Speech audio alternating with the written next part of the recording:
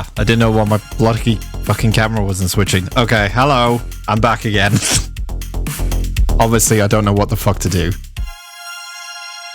Obviously. Hi. Hi. Hi. Hi. Hi. Good evening. Welcome to Thursday. Fuck my life. It's been a shitty 2 weeks, hasn't it? So, was it? Is it back to back? I think I did like 1 or 2 streams before everything went wrong, right? I think it was 1 or 2. I can't remember. It was no more than 2 before it went wrong again.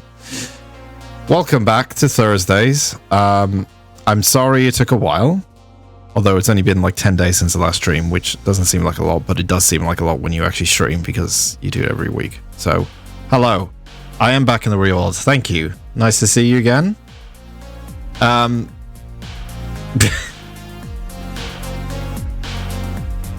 been a lot of fun shit happened. I'm kind of gutted that I couldn't watch E3 with you all. Sorry, E3, not E3. The official E3. Not actually E3, but it is E3 technically. But unfortunately, for people who do not know, my broadband decided to switch off. And I found out the reason for it, and it was the most okay reason ever.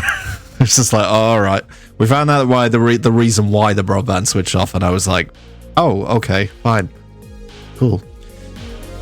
Did I have a good birthday? I did. I had a very good birthday. I decided just to eat what I wanted, which included buying overly expensive sushi, had some cake, and I got a lot of nice gifts, and I don't feel like I'm 33, which I am now. I don't feel any older, that's all. So absolutely don't feel any kind of difference whatsoever. Although I will probably... The way I look at age is this. I see it in, like, instead of, like, yearly things of changes, I see it in, like, 5 years is like a new timeline in your age. Like, every 5 years, I see that as, like, okay, now you're entering, like, a new timeline. So I'm still in my, like, early 30s, technically. So once I get to 35, 36, then I'm like, oh, now I'm into this realm or this region and stuff, and I got to get used to that. So I don't look at it like a yearly thing. I look at it more like a 5-year gap or a 5-year like period is how I look at things. So I'm in the early 30s era. I'm in mid-early 30s era. Heading into my mid-30s is a fucking complicated way of looking at it, but yeah.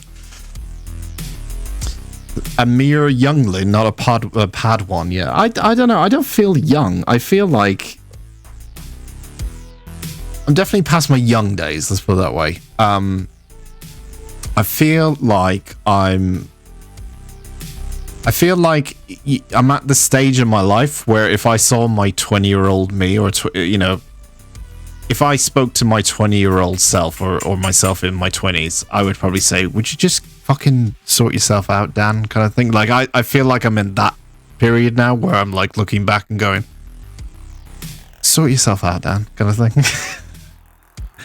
So I'm not in my fully grumpy phase. I feel like my fully grumpy phase, even though I am grumpy, as most of you know, my fully grumpy age phase, I think is going to hit when I'm in like 45 era.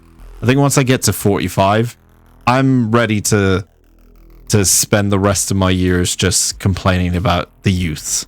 I do it a little bit now, like every now and again, but I think once I get into like my mid 40s, I'm going to be one of those guys that, like, you ever see those old guys that, I don't know if it sometimes happens. You ever see just those old people that like stare out windows and just go like tut tut at everything that's going on outside? You know, just people who complain about everything. I think that's the kind of person I'm going to end up being, especially when I'm old. I'm kind of there at the moment, but I'm to the point where I can see I'm at the point in my life where I can see people's perspective and why they would do certain things. But I think once I hit 45, I'll be like, no, that's wrong. I'm right. That's where I feel I'm going to be. Yes. You're not the same person as you were when you're 20, and when you were 40, then you won't be the same person as you're 30, same as 50, etc. Yeah, I know.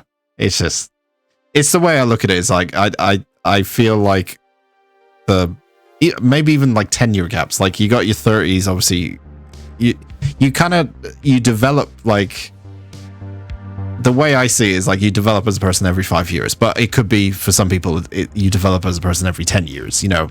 Some people might be a bit slower, or some people never like develop as a person. They just stay the same they are, like, throughout their entire life, and that's completely fine. But I definitely feel like there are phases of me that I can look back on and go like, oh, that phase was fucking dreadful, and that phase was all right, and that phase wasn't too good.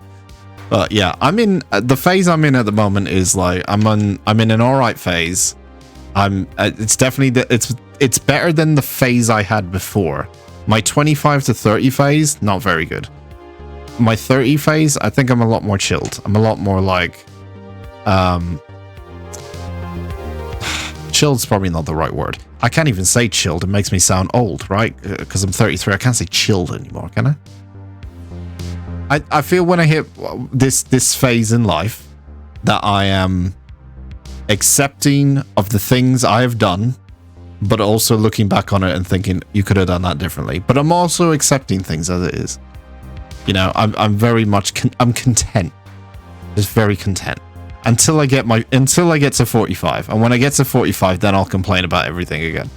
That's how we look at it. So enjoy the 30s while you still have it. Like, if I'm still fucking streaming by the time I'm 40, then it's just going to be streams of an old guy just fucking having a go at everything. Which it could be heading in this direction now. It could hit when I hit 35. That could be my next phase, 5-year gap phase, you know. I think we'll call this phase the excessive ramblings of a madman. Let's put it that way, yeah.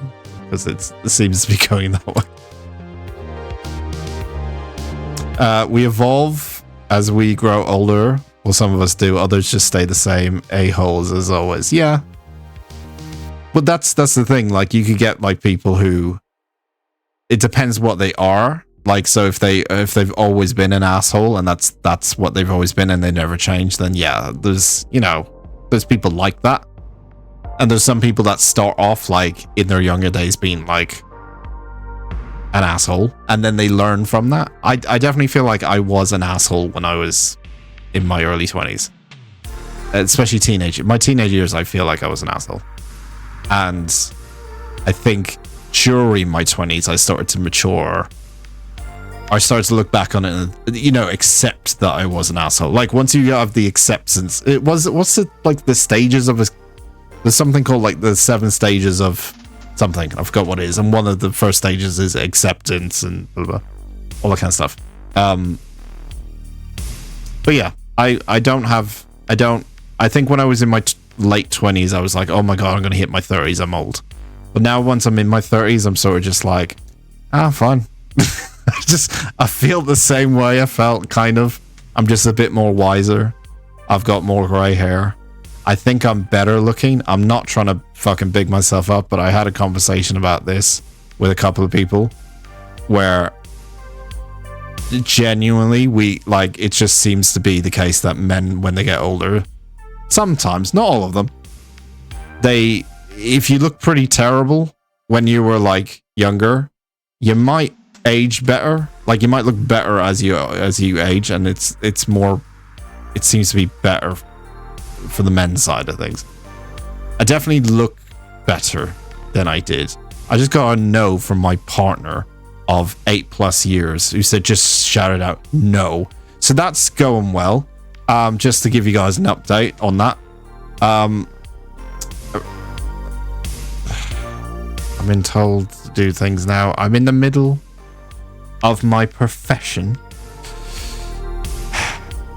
This is how we have our domestics. I've grown into the get on my yard, you damned kids, the grumpy stage, the 6th stage. That's, yeah, but I'm willing to accept I'm willing to accept that I'm going to get into that stage, and I think I'm there already. There's some like I complain about fucking people who are half my age, but I at the same time I'm like, well, they're just kids, you know. I still have that thing on the end where I'm like, they don't understand yet.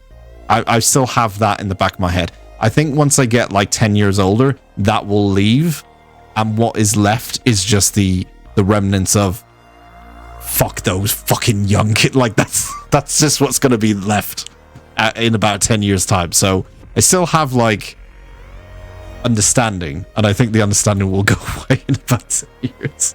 At least I think. I don't know. We'll have to see. Anyway, yes, apologies for not streaming, but yeah, my internet was switched off, literally. I found out the reason when the engineer came along, and this goes to show how great the UK's internet providing services. I'm not going to... I mean, there's only one name that people know about in the UK. So I was going to say, I'm not going to name any names, but people already know what the fuck it is. Basically, there's a company, for international audience, there is a company that mostly does all the kind of phone lines and stuff, like in the UK. Like they're in charge of most of the phone lines, let's put it that way, in the UK. And when the engineer came around, he was sort of like, okay, it seems not to be working. I'm going to go to like, basically, there's like where we are, it's like a green box in the middle of a street. And each street has one of them, and that has all the connections for each of the houses and stuff like that.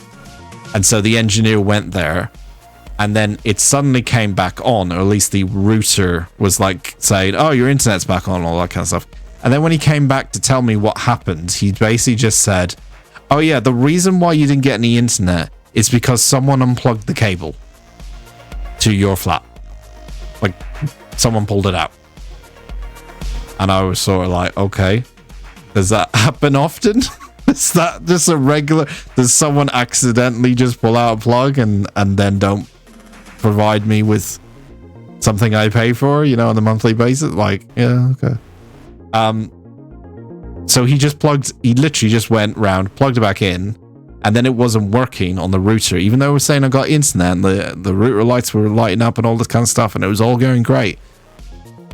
Still didn't have internet, to the point where he phoned my broadband provider while he was at my flat, and basically said he's got internet lights and everything, and I'm getting like a signal coming through on my gadget thing I've got. And they basically just told him straight up, tell him to buy a new router. Just, it's just like, this is like a new company I've just signed up for in about a month or so. And I bought a router especially so I could sign up to get this broadband. And their first, no questions, they just went, get him to buy a new router. This is a good excuse for me to test out the voice modulation, actually. Because I fixed it. I'm pretty certain I fixed it. Like 4 times the size of Fallout 4. There we go. We got the gongs back. We got the air horns back. What else? We got the fart noises back. Much requested fart noises. All this is working. So I could probably test out the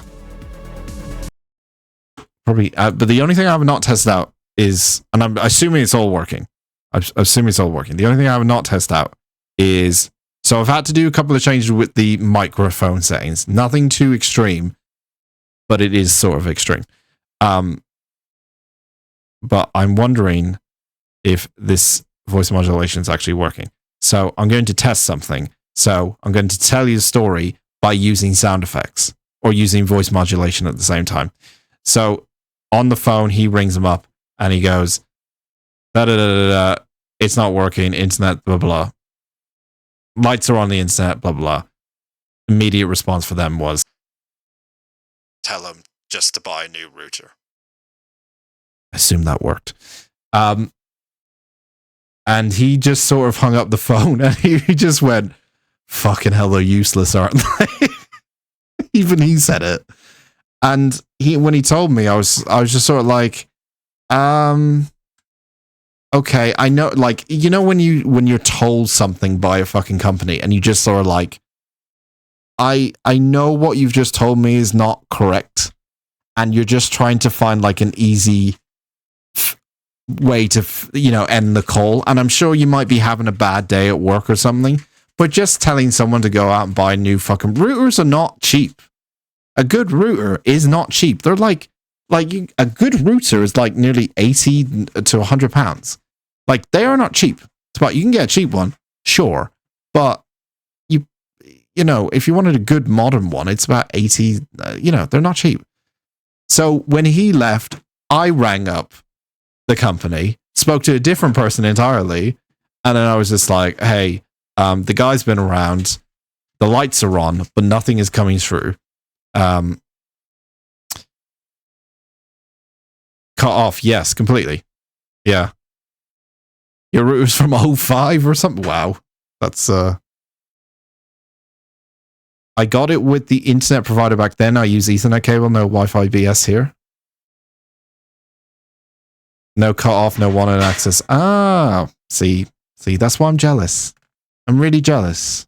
I am really jealous because if there's one thing that I know I complain about the UK a lot, and I know I do all the time on these streams, and it's very easy for me to complain about the UK on these streams.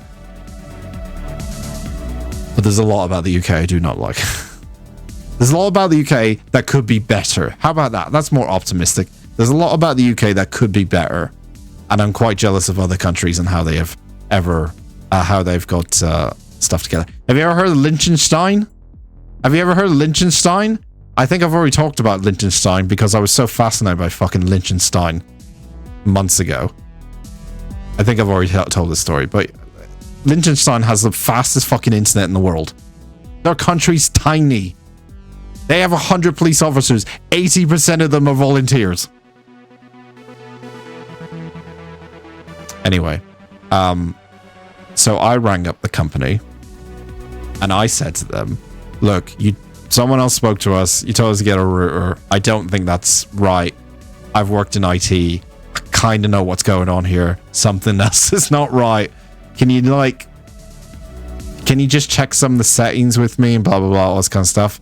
And we literally went through the settings and found out that the password that's used to like log in to get the service was changed. I've only been with the company for a month. They then accused me saying, oh, you must have got it wrong. And I was like, I didn't get the password. I've only been with the company for a month. You've obviously changed the password as well at the same time, as well as unplug my fucking cable to the internet at the same time. And it turned out like there was just one letter that needed changing for the password in order to log in to get the broadband service.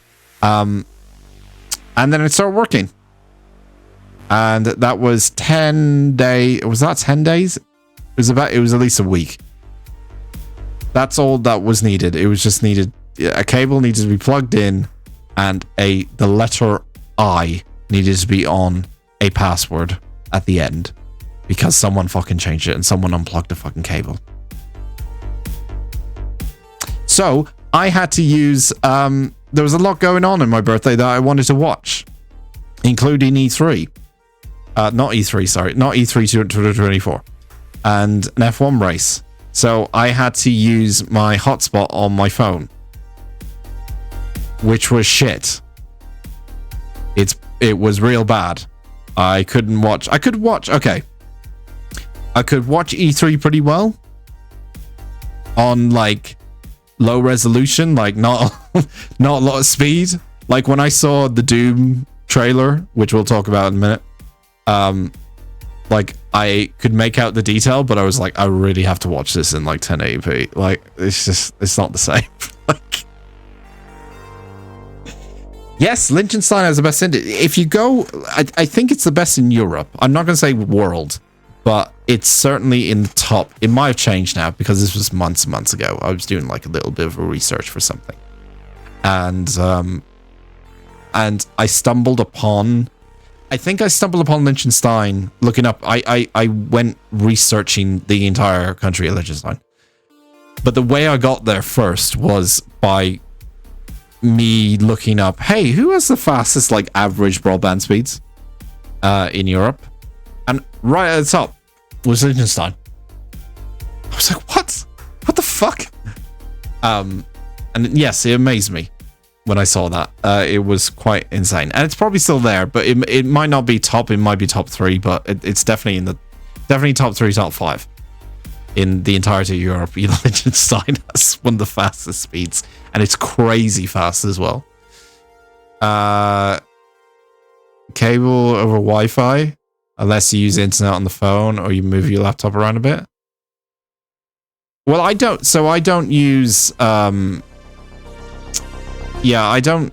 I mean, everything is connected mostly by Ethernet cables and all that kind of stuff. We use Wi-Fi for phones and stuff like that, obviously. But yeah,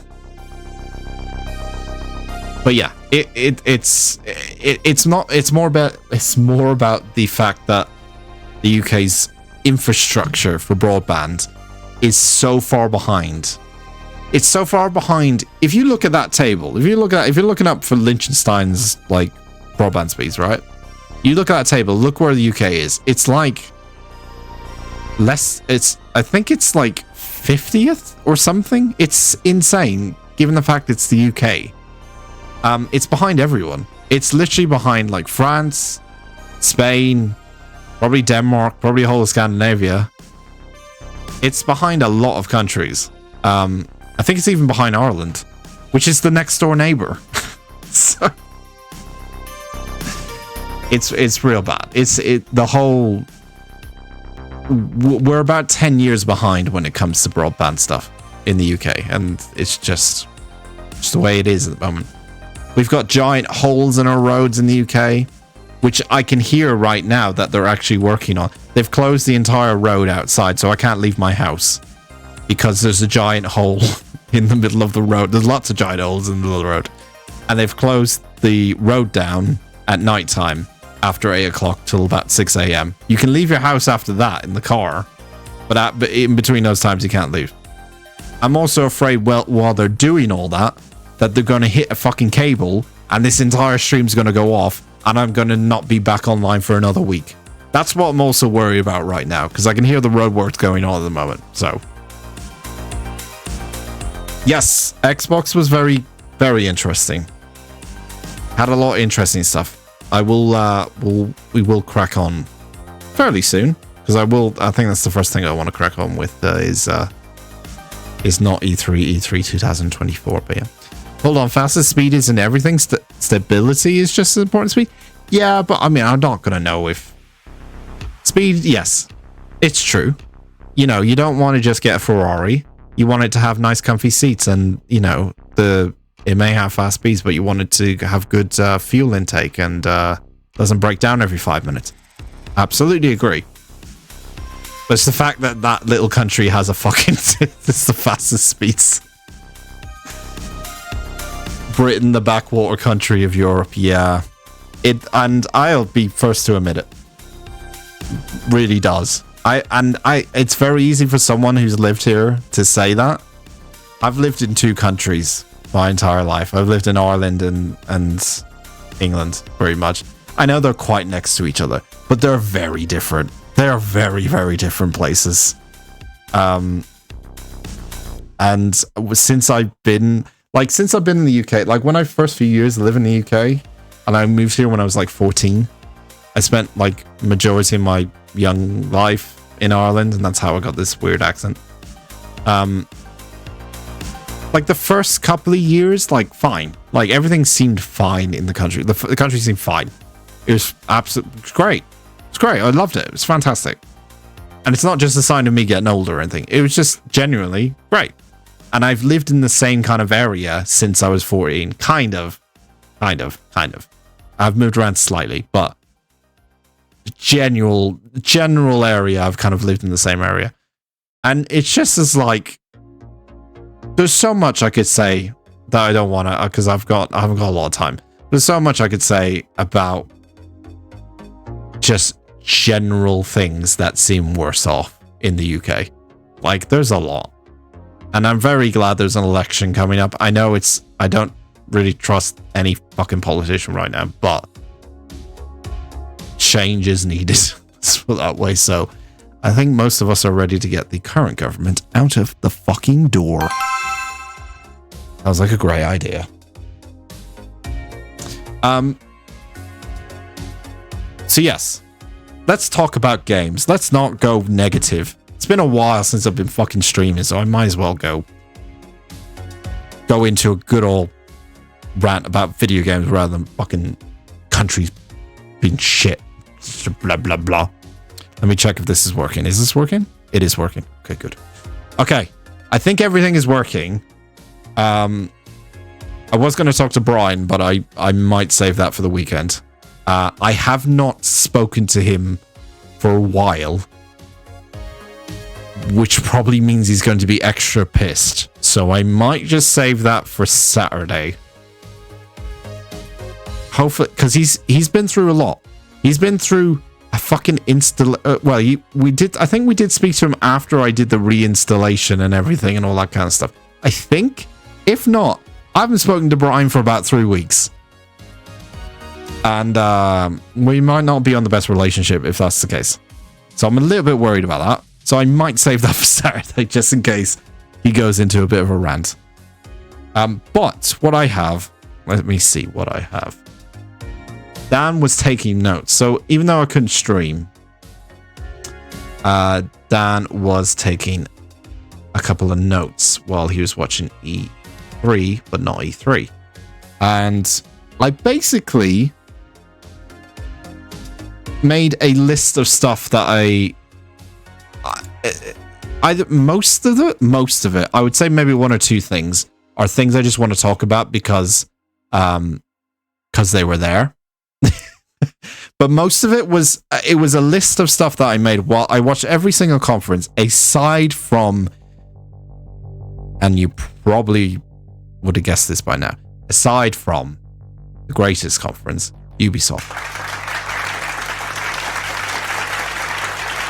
Because I heard that there wasn't going to be any cringe there. There was no cringe confirmed at Ubisoft Connect Direct, whatever the fuck it was called. It was boring, apparently. It was just showing a bunch of trailers. There was nothing.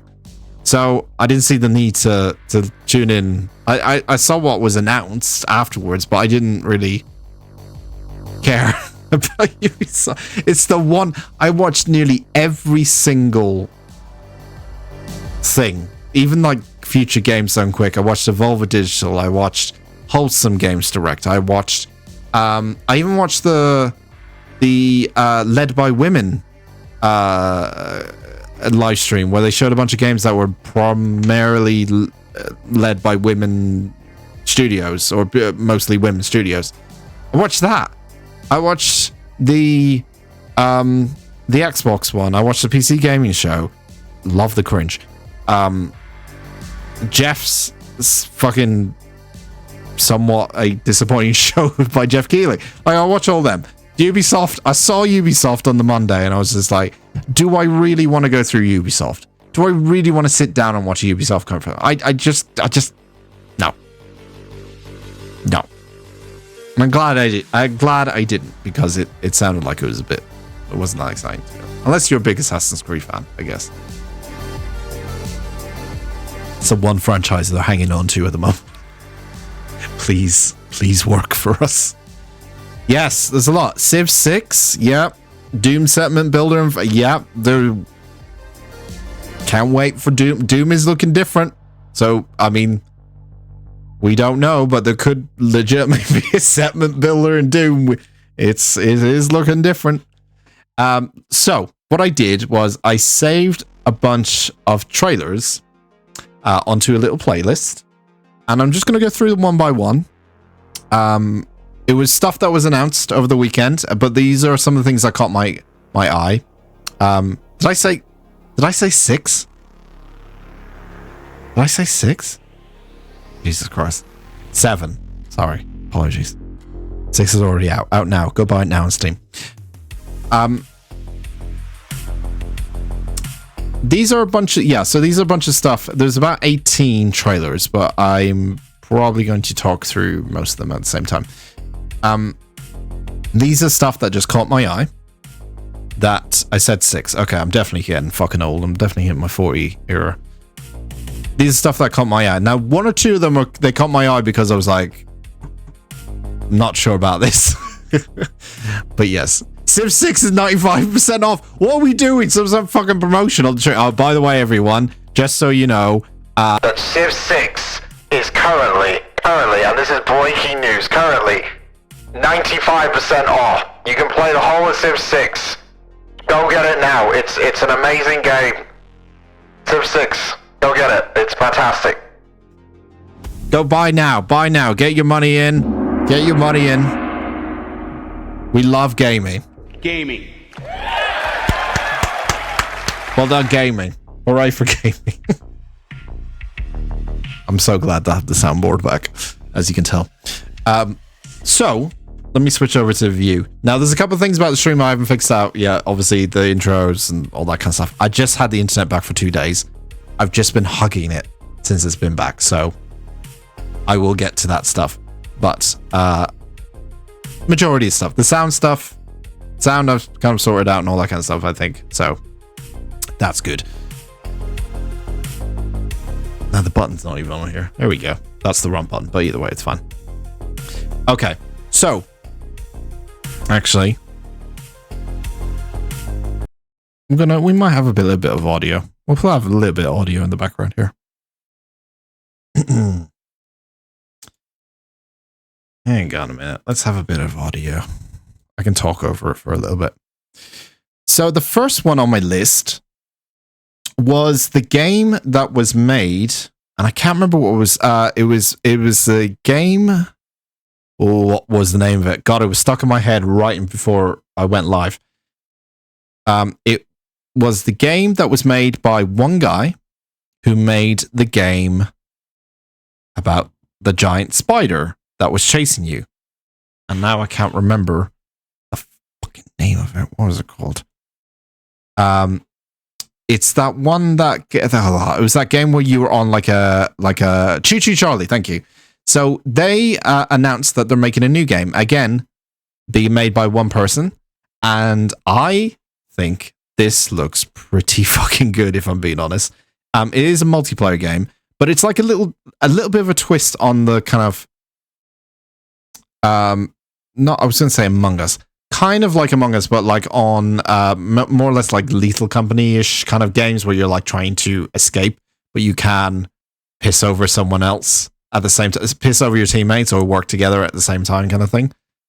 It is called, that's the wrong camera. Why is that? That's something for me to fix. It's called Cuff Bust. This is a game where you play as, I don't know what they are, koala bears? Are they koala bears? Kind of like koala bears. And you end up trying to escape prison together by using a series of techniques and gadgets and literally try to break out prison together, and it looks absolutely fucking hilarious. I think this will be a big hit. I honestly think this will be a big hit. I think it is coming. There was the thing that kind of surprised me a lot. Guess what you've been doing? Fallout 4 settlement, but I fucking knew you would. There was a lot of games that were announced that are coming out this year. I thought this year would be quite quiet year, and it is in terms of big games, but there was a lot of games that were announced that I generally look really impressive that are actually coming out like later this year. So it was really cool to see. This being one of them. I think this is coming out in September. I really like the look of this thing. Like, you can like fucking dig holes and shit. This ending, I don't know what's going on with this ending, but I'm all for it. The fact that you can have like a bunch of people online like escaping, one in a fucking helicopter, and then you can have someone for just some reason just shoot them out of the sky, because why not? I think it looks very, very fun. And then yeah, this ending just you know, getting high by the beach, why not?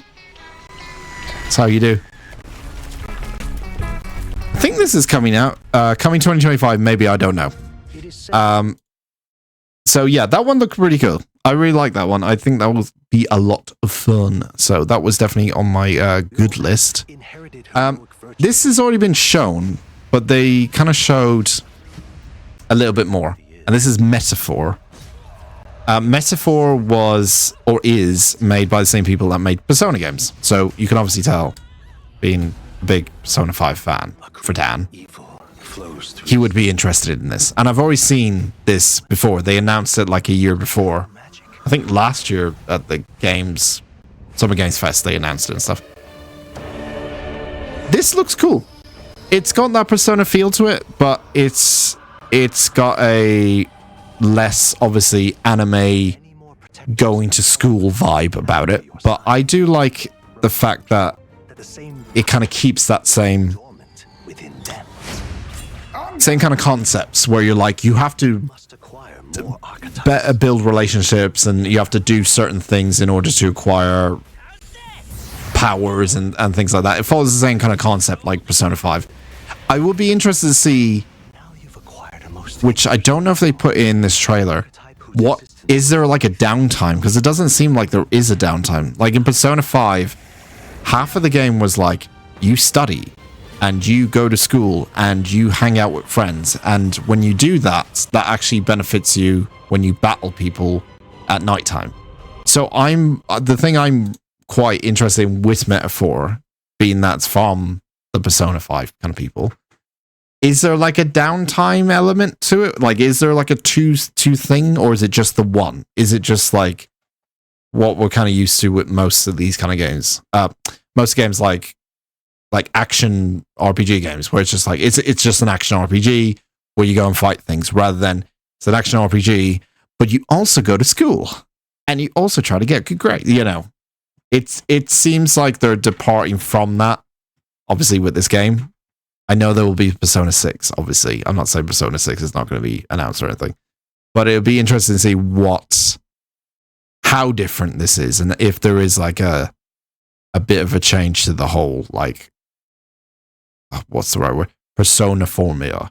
Like, it's very easy to make, like, to move the Persona formula into a different theme of a game, which is what people are suggesting with Metaphor. But is there a lot of other things that are going to change about it? It is coming out this year in October, so I better finish Persona 5, I guess, which I never will. Next up is a weird one, because I don't really talk about like Call of Duty and first-person shooters like this a lot. Is Delta Force Black Hawk Down trailer. The reason for this is the original game, Delta Force Black Hawk Down, I played a lot of as a child. I played this game so much. So when I heard that they were basically doing a little remake of it, I was very happy. It was one of the first PC games I ever played, was Delta Force Black Hawk Down. It's definitely the first person shooter I think I ever played, aside from Wolfenstein and Doom and things like that. I think they were probably one of the two earliest ones I probably tried on PC, at least.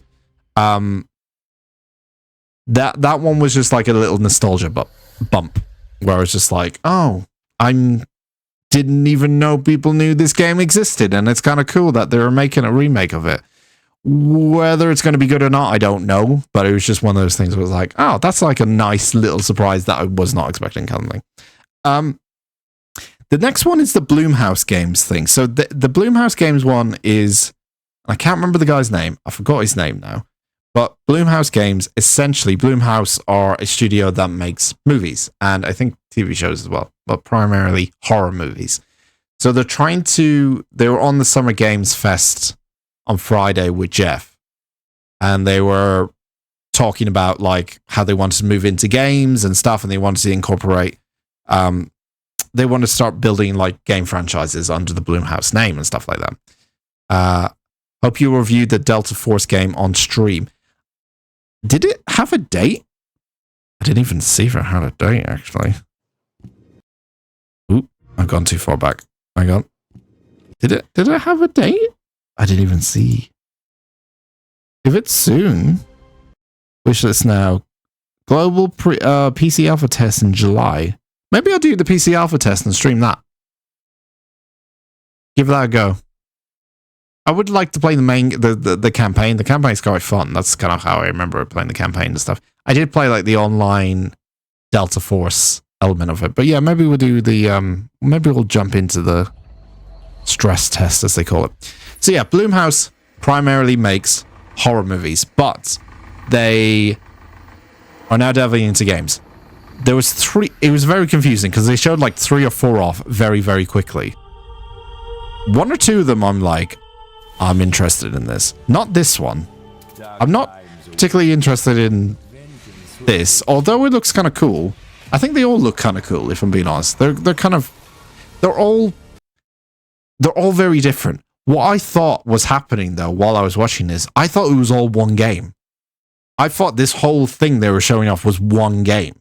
And I was going like, oh my god, it's like a genre looking, bending thing, kind of like what's that game that changed the way the graphics looked when you played it? And I forgot, now it slipped my mind. There was a game where it kind of like starts off like it's on a Game Boy Advance, and then it slowly like turns into like a 3D game, and then it changes like genres and stuff like that. I thought that's what this game was. It was like a genre bending horror fucking game. It wasn't. It was a bunch of games just pulled into one trailer. But I do like the look of these. This one is like a farming sim. What they said on stage, it's like a Stardew Valley, but if it was horror kind of thing. I'm into that shit. I think that sounds great. Crave Seasons.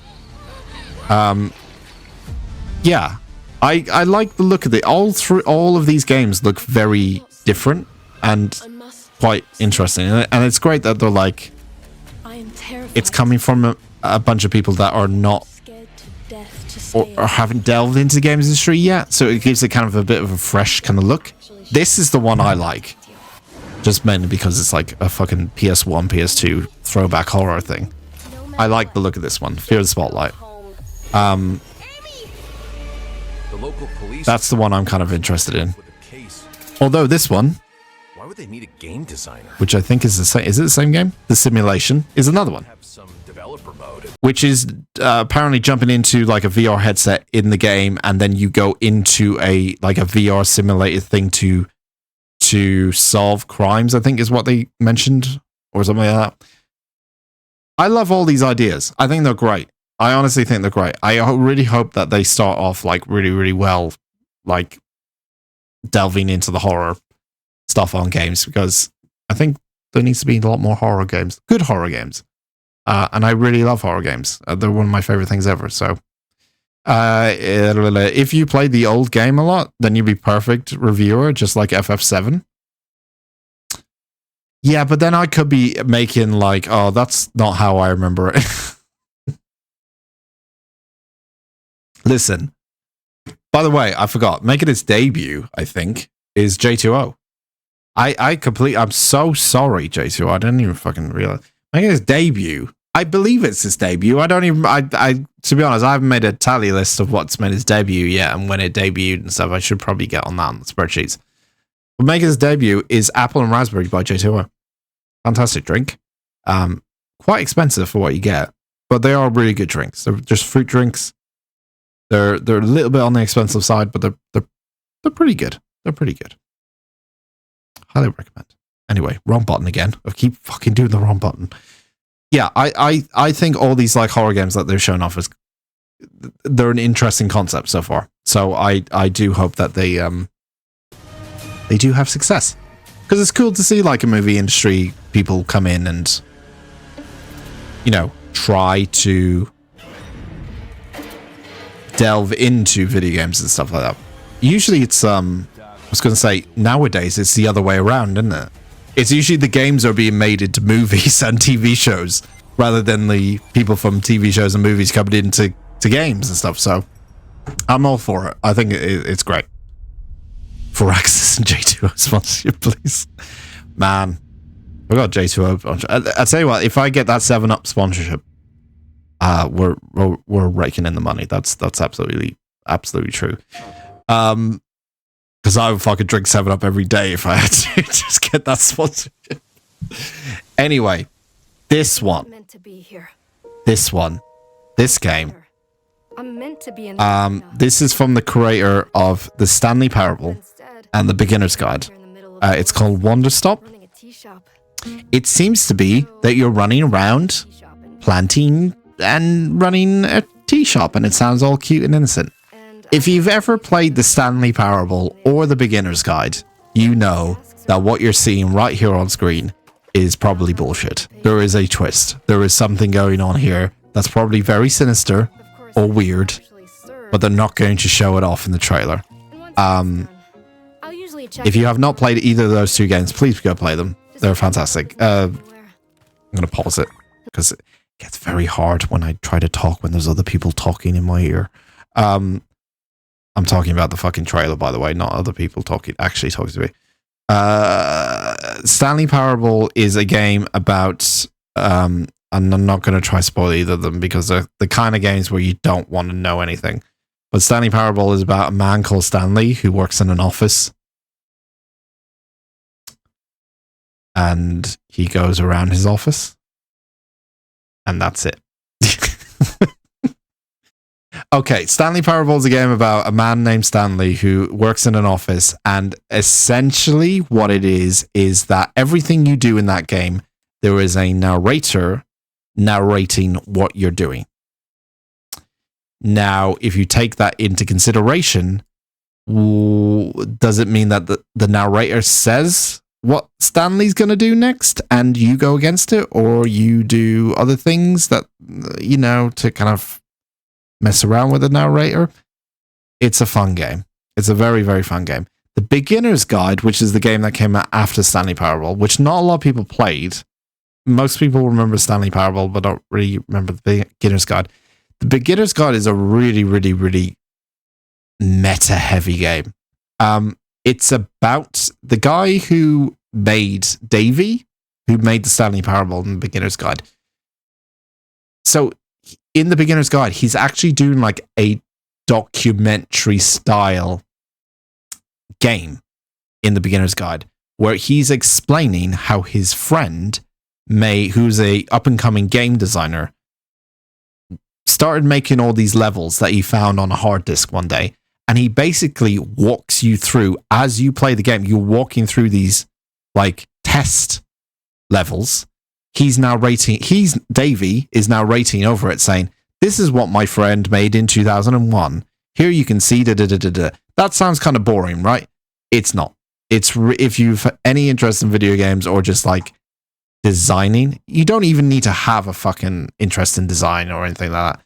He's just telling the story of a guy he once knew who made a bunch of games. And as you play through these different small little games that he made, you start to understand what kind of mindset this guy was in. And it tells quite a good, important at times story. And I don't want to spoil any more, but it's very, very good. And it's very memorable. And this is the next game. And it's very different. And and I don't know what it's about. And obviously some people will go, well, it just looks like a farm sim game. It's not. It's not a farm sim game. I know the guy who made this is not going to make a farm sim just a farm sim game. It's something else going on. There's probably a clue in this trailer, and I've been trying to find it, and I don't see it, but yes. I'm happy. I can stop running now. Wonder Stop. It's definitely on my to play list as soon as it comes out. I can stop running. This is good for me. I need to enjoy this. I feel good. I'm happy. I'm happy. I'm happy. See, as it also changes from like voice acting straight to text box as well, which I also find interesting. Wonder Stop. I will be playing that. It's coming out this year, apparently. I will definitely be picking it up as soon as it comes out. This is another one I found during the, I think it was on the Future Games or the PC Game Show. I don't know how to pronounce this correctly. I'm going to give it my best attempt. Zoochosis? I think it's Zoochosis. It's a game where you run a zoo that has been infected with a disease and all the animals are turning into hideous monsters. And it's made by a very, very small team. But I really like the look of this thing. The job will be yours if you make it. I think this is a really cool idea. I still have a lot to show you. Basically, some sort of like infection or bacteria has entered the zoo, and then all the animals are mutating into something fucking horrendous. Every single one. So you get like mutated zebras and mutated giraffes, and the giraffes look fucking terrifying, and you never want to go to the zoo again probably afterwards, but yeah. Zoochosis. Okay, thank you. Zoochosis. I think this is a cool idea. It's kind of like people would say like, oh, it's kind of been done before with like monster kind of things, but I like the whole concept of like you're in a zoo and the animals that you're familiar with when you go to the zoo. I really like that kind of whole concept in horror. To talk about fucking horror in games for ages. I just love horror in games. Like it's like I enjoy playing horror games more than I do watching horror movies. Like I found more enjoyment out of playing games than horror movies. I think because there's more of an interactive element about it. It actually gets you scared more and gets you on edge more. But I like that idea of taking that whole like monster kind of thing. But placing it around familiarity. Fucking hell, Dan. Familiarity. Because I think one of the most powerful things you can do, especially in horror, and I'm trying to think off the top of my head a couple of games that do this. I will come back to it in a second. But one of the like most powerful things you can do in kind of horror games, or even like, I think you could probably do it in movies, is using familiarity that the audience are familiar with, obviously, and then twisting it on its head. So, in this case, a zoo. A sweet, innocent zoo that we've all been to before, and sweet, innocent animals that we've all been for. And imagine it going all fucking terribly wrong. Trying to think of another game that does it really well. I guess Doki Doki does it like that as well, but Doki Doki Literature Club does it in a way that it kind of, the familiarity is that you're playing a dating game, and it's that sweet, innocent, nothing bad is going to happen dating game until it's not. What else does it? There's another game that does it even better, and I can't remember the name of it. There's another game that does that. What is that game? There's a couple of them. To be honest, there is quite a few of them. I think Stories Untold is another one. Although, yeah, Stories Untold is kind of it's a bit of a reach because it's a little bit more supernaturally. But yeah, I like that whole idea of using something that's familiar to a lot of people and then twisting on its head, because that causes, most of the time, kind of like an instant reaction out of people sometimes. Or it's like when they do, I guess Five Nights at Freddy's is kind of like that as well, I guess. Because it's essentially, even though I'd never been to one of them, it's essentially Chuck E. Cheese. It's essentially like these robots that are in like a facility, but they're technically meant to be cute, cuddly robots and cute, cuddly bears. And then at nighttime, they turn into these fucking evil, demented fucking robot things. It's used so much in horror. Like, it's used all over the place in horror. Like, having that safe familiarity of something that you know is safe, but when it goes wrong spectacularly, and it kind of ruins that image a little bit. But yeah, animatronic robots, yeah, aren't they? Isn't that what they are in Five Nights at Freddy's? That's what I thought they were, right? Or maybe not. I haven't played the game. I played maybe the first game, but I haven't followed the lore, so I don't know.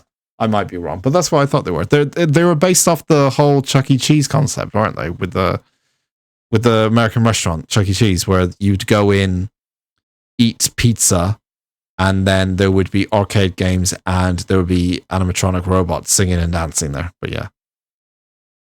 And I never played, never watched playthrough. Yeah, that's what. So Five Nights at Freddy's is based off it's based off animatronic robots, but its familiarity that it's based off of is the real world restaurant Chuck E. Cheese.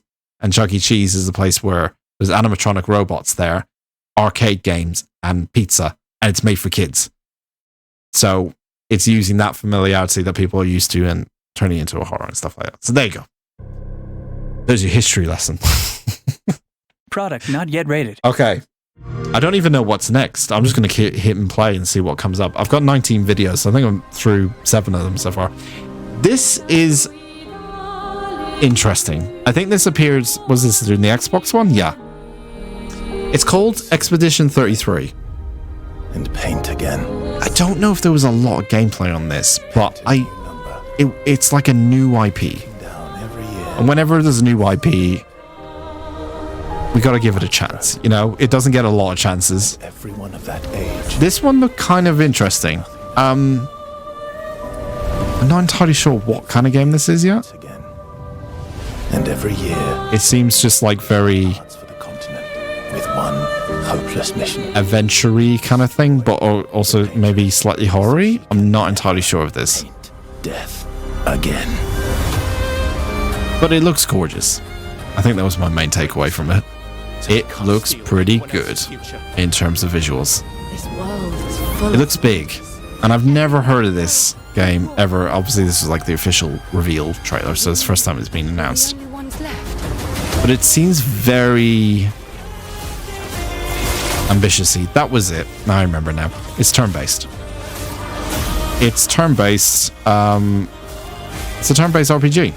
That looks pretty... It looks like it should be like a third-person shooter. Like, in terms of the way it looks and stuff. Battling giant, weird, strange things.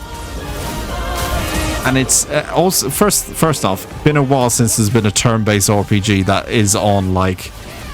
Not a Switch or PC. Like, that's on... And it's coming out on an Xbox, or it's been premiered on an Xbox. I thought that was pretty cool. I thought it was very random. It was something I was not expecting at all, like a turn-based RPG that looks pretty fucking insane. To be debuting at an Xbox Games Conference. So they must have some belief in something of this game that is pretty good. And it looked good. It looked really good. So it's definitely going on my list as kind of like one to pay attention for.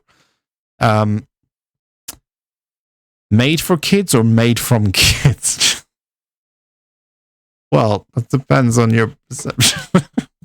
What, the Five Nights at Freddy's or the Chuck E. Cheese? I would assume Chuck E. Cheese is made for kids.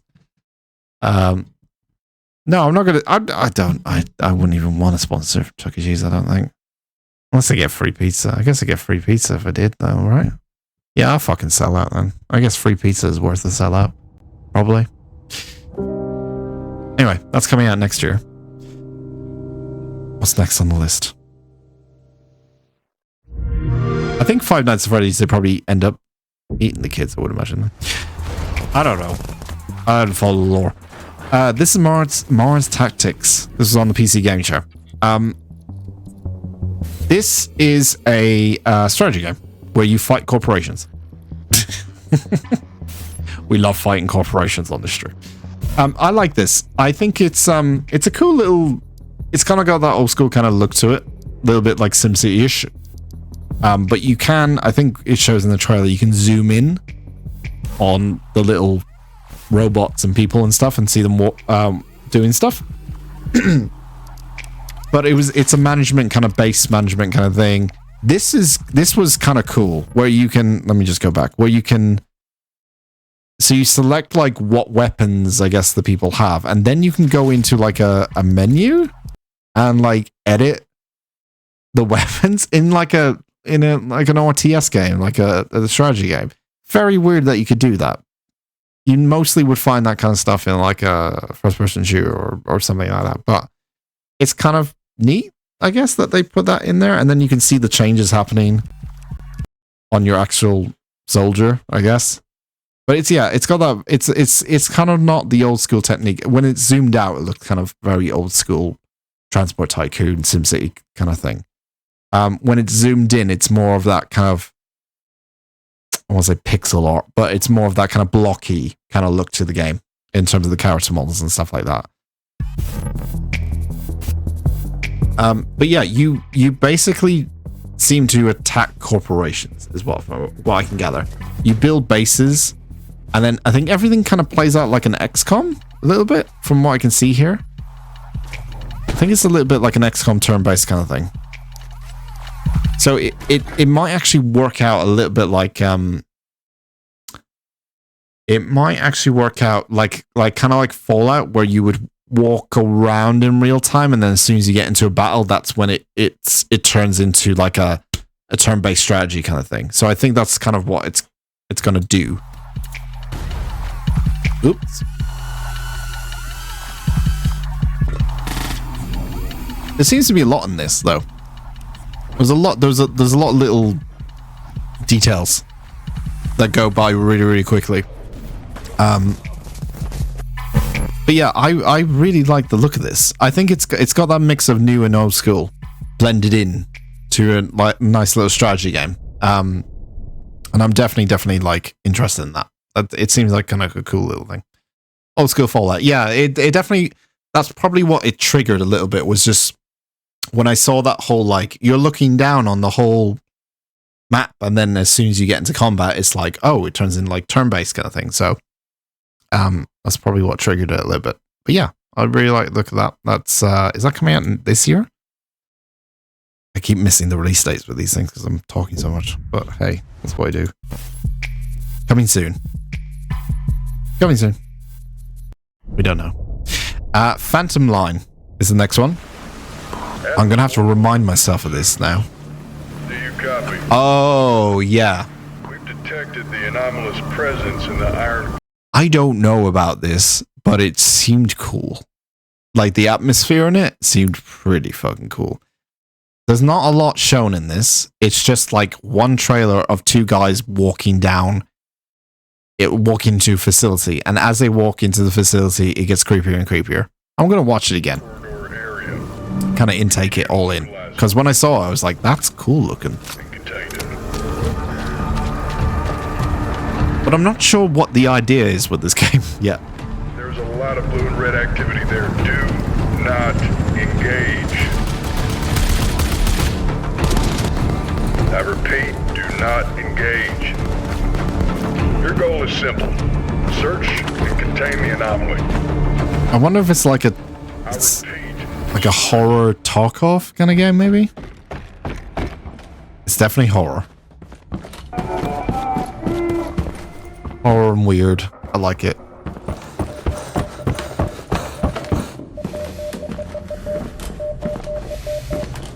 Again, kind of using that familiarity at the start of the trailer, which is, I'm overanalyzing now. I'm very much overanalyzing, but I like to do that sometimes. I'm sorry. I'm really fun at parties. Kind of using that whole familiarity thing again with the start of the trailer, where it's like, it looks like Call of Duty. You know, it's like, you're going into a war zone, but we don't want you there. You're going to go into that door. And then you get into the door, and it's like, what the fuck's this thing? But it looks like a Call of Duty like type of game at the start of it. But it doesn't seem like that. Respond, Atlas. I don't know what kind of game this is. I think it's coming out this year as well. Nope. Okay, no, nothing there. The thought in my mind at the start was sort of like some sort of like horror Tarkov kind of thing, but I don't. It seems more like if it's a horror game, it's going to be quite more like a single player experience, rather than like an online thing. But there's definitely someone following you, so maybe like a co-op-y horror thing. That I can't really make out what type of game it is, though. Yeah, it's very difficult to kind of figure out, but it seems like, especially with the posters, like multiple people going into like a door, this one door. It's mainly going to be single player focused rather than like a multiplayer, but it can be co-op maybe. Stalker, we'll get Stalker. The Anomaly, it does give Stalkerish vibes, I guess, but like in more of like that horror kind of, what's the word? Ghostly presence atmosphere. But yeah, at the start of the trailer feels very much like your standard first person shooter, and then it's like, huh? Okay. But I'm intrigued by it. I think that's more my biggest takeaway from it, is I'm just intrigued to see what kind of game this is and stuff. And of course, now we get to the good stuff. Save the best for last, of course, people. Of course. I've watched this trailer 5 times.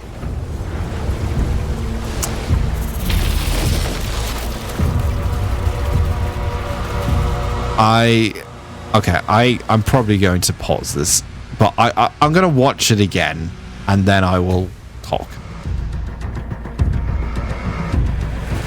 I'm going to watch it again. I've been so looking forward to this fucking trailer for so long. Ever since the leak came out. Okay, no, I can't. I gotta talk about it. Right, okay, let me just, okay. So he looks fucking insanely fucking sick right here. I'm just gonna go. He looks ridiculously sick. This is Doom: The Dark Ages. This is one of my, I am a Doom fanboy. I highly admit I'm a Doom fanboy. I love Doom so much. It's, especially the reboot. I was a big original Doom fan. But I sort of just fell off with Doom, but I was a massive like original Doom 1, Doom 2 kind of fanboy. One of the first earliest like games I played on PC was Doom and Doom 2, the originals. And then I sort of fell off with Doom when they went 3D Doom and all that kind of stuff with Doom 3 and all that kind of stuff. The rebooted Doom 2016, Doom Eternal are 2 of my favorite first-person shooters of all time. Doom Eternal especially, I couldn't shut up about, and I played Doom Eternal for hours and hours and hours and loved every single minute of it. I completed Doom Eternal on the hardest fucking difficulty, and except Ultra Nightmare, which Ultra Nightmare is a piece of shit anyway, because it's too hard. But I did beat Doom Eternal Nightmare eventually, and it was fun.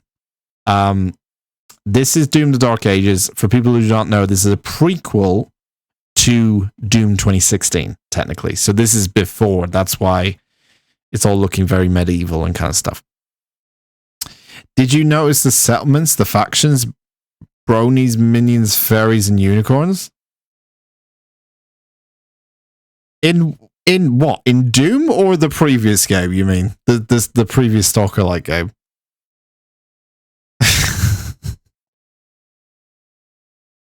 Did I notice the settlement?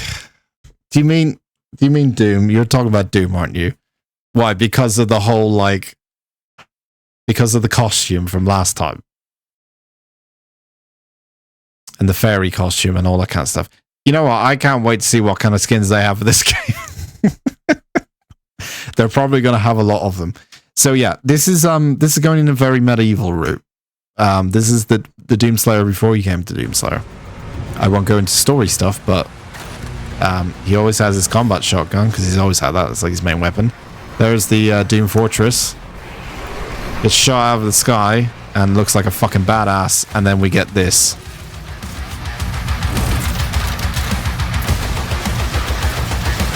That gun is ridiculous.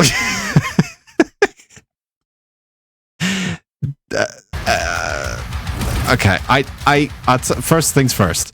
The shield, I love the shield. I love the idea of a shield. I love how every single Doom game now, especially when this comes out, every single Doom game is different. It is Doom, like, you know it's fucking Doom. One of the first things is like the music. The music you immediately know is fucking Doom. It's also bang bang bang bang bang bang bang bang bang bang. That's how you know it's Doom. But they're all very different from one another. Like I especially feel like Dark Ages is going to play very different from Doom Eternal and stuff like that. And that's cool. because they could have just made another Doom Eternal, but then it could just be it's another Doom Eternal, is Doom Eternal 2.0, Doom Eternal but better, and then no one plays Doom Eternal anymore because Doom Eternal 2.0 is a lot better game, or has a lot more stuff in it, or it has 27 million collectibles in it, which I hope they never have. They have collectibles in the game, but they never go overboard with it. The fact that they're like taking a risk in a way, like kinda, not a huge risk, but like they are still taking a risk, I applaud them. Like, keep it fresh. That's how you keep fucking sequels fresh. Change it up. Make it like a sequel. Make it different from the game previously. Make it kind of like the same experience, but different. I love it. This gun is ridiculous. It shoots fucking skull fragments at people. Come on, people. Where is my wallet? Buy it. Buy the game. And then it does this. It's a motorized shield with blades on it. Come on, people. It can block bullets. We've never had anything that could block bullets in fucking Doom before. Except, actually, the sword kind of used to ricochet stuff back. But we never had a shield in Doom. That's a first. There's ragdoll... The physics as well. There's a ragdoll physics going into this as well. Which, as you can see here, I don't think existed in Doom, because it didn't really exist in the 2 games before it. I don't remember there being like ragdoll physics. And because I've overanalyzed this trailer obviously a million times, he immediately shoots the demon in front of him here, and he sticks to the wall like a ragdoll. Watch. See, there. So they're it's not just they're like, oh, it's like it's just Doom set in medieval, and it's like it's Doom, it's more melee focused. It seems like it's a lot more slower paced than Doom Eternal. But the actual physics are changing. Like the enemy physics are now changing as well, and all this kind of stuff. It's I love it. I think it's great. Like with your kicking and controlling a giant mech, and I haven't even got to the good part. You can fucking fly in the game. I haven't even got to. But you have a dragon. I mean, come on. They have my wallet already. They have my wallet hostage. I cannot get my wallet back until this game comes out in 2025. Like, I'm sold. That's it. That's all I needed. I'm done. I'm ready to play it now. I don't need any more trailers. That's it. Let's go. I'm done. I'm done. I'm ready to go. I think it looked fabulous. I would like to see one more trailer. If I really want it, I would like to see one more just to see a little bit more. But I think after that, then I'm done. Then I'm like, I don't want to see any more footage. I know what I'm getting from Doom. I mean, I'm very interested to see how different this plays. And it's coming out next year, apparently. Hopefully, fingers crossed, it comes out next year. And I'm very excited about it. So that's going to be probably my fucking game of the year next year, obviously. The game is going to be the cheapest thing PC upgraded. I know. We need that first. Flying over Pakistan. Now, 30,000 feet. Approaching. we've got a couple more trailers left. Listen up, Jack. Your mission is to infiltrate Selena. I felt dirty about putting this on. I felt dirty about watching this, and then I also felt more dirty about putting this in the playlist. Your codename for this mission will be Naked Snake. As some of you may know, I'm a massive Metal Gear Solid fan, or Metal Gear fan in general. It's my favorite series ever. This will be a sneaking mission. I feel dirty about giving money to Konami. I don't want to give. I don't want to give any money to Konami. I'm sorry, I just don't. I feel like they're going to just. They are going to milk this series for all it's worth, and it doesn't feel right. Just as your name implies. With Hideo not being there. Having said that, having said all that, whose crazy idea was this? This looks pretty fucking sick. The mission rests entirely in your hands. It does look pretty good. One-man army. And it's Metal Gear 3, so you already know it's going to be a good game. And I really hate to kind of be like, oh, I love remakes now. or be that kind of guy who's like, oh, we stop making all remakes and stuff like that. This feels like a justified remake because it's such a good. It's been a long time since 3.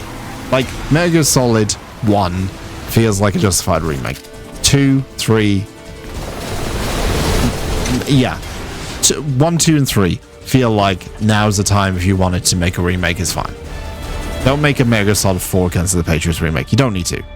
Actually, you might want to. The fucking frame rate on that fucking game was terrible. It looks good.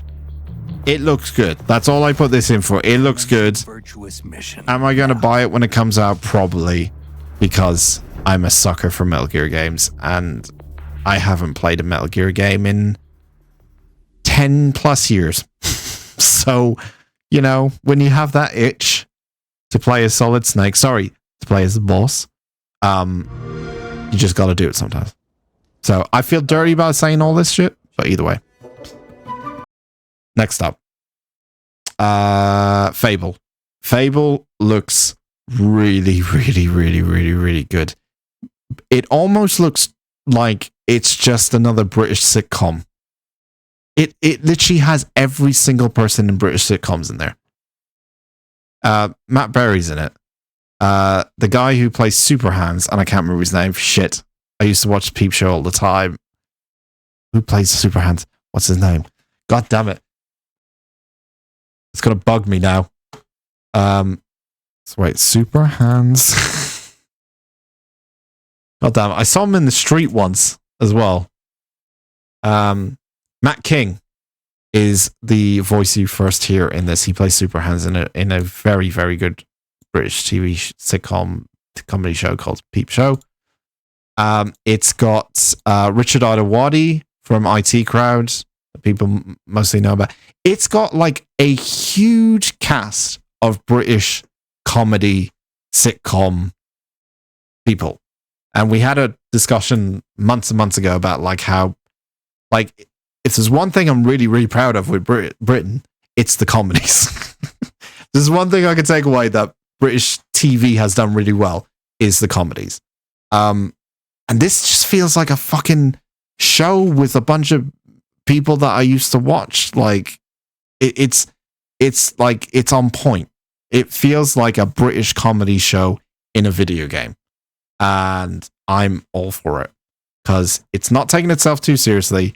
It knows what it is. It's hiring the right kind of people to do it. It's all kind of coming together really, really well. I like a piss take game. I like a piss take game even more when it has really good fucking talent behind it. And it's seamlessly going to be like well written and funny. And if you like those kind of shows, this is probably the game for you. So, you want to know all about heroes, do you? Well, you have come to the right place. Because also looks really good. If this is in-game footage. Perhaps the greatest hero of them all. Yeah? There he is, in all his finery. Cheers. I think this is the one time I've been so impressed with a reboot. Like, seriously, seriously impressed with a reboot. I know there's like remakes and FF7 you can probably put into that category as well. But this isn't a, at least I don't know. At least I don't think so. In a way, it's not really a remake. It's a reboot, essentially. It's a reboot when they tried to reboot it years ago and then that failed. Like, remember was it Fable Legends and stuff? That fell on its arse, and then fucking studio got closed out, and then Fable looked like it was never going to be resurrected ever again. And then they went quiet and was like, yeah, we're going to make something like this. Like, holy fuck. Like, what the hell? Literally my favourite person. You haters. It's like a fan club, but we hate you. Your chances. And the occasional... I'm all for, like, a piss-take Witcher type of game. Like, but it's more than I'm all for it. It's about the choices you make. I'm a hero. I should do what I want. We thought you could save her. You know, it's your life and death. And it does look like this is genuinely what it's going to look like. really stays with you. It'd be interesting to see, like, once you see the actual gameplay, though. Like, again, a lot of the stuff is kind of like here. A lot of the stuff when they put in trailers, obviously they're not going to show you any HUD. Because HUD makes the whole thing messy. It doesn't look as cinematic and yada, yada, yada, all that kind of stuff. The interesting aspect from this would be, how does the game play? Like, how does it actually play? Like, it's obvious that it's like big open world. You can talk to people. It seems like it's got great cast of characters and great writing and stuff like that. But how does it actually play? Like, we haven't really seen that yet, really. It's been a lot of like cutscene heavy kind of stuff. This does seem like it's the gameplay side, obviously, running through here. Nowhere else to go. Welcome. And there's a bit with a club in all of Albion. With a crossbow later, or a bow later. That's also kind of like, looks like gameplay as well. But you know what it's like when you're young and you have a point to prove. I tell you, this kid, she had it all. The skill, the talent, there we go. The power. She was something else, all right. Yeah, it's still very cutscene-y. Like, even though it is gameplay, it's like a motion capture cutscene in the middle of gameplay and stuff. So that's kind of what I'm more interested to see. Like, how is it going to play? Because they've shown a lot of like CGI stuff a lot. Terrifying.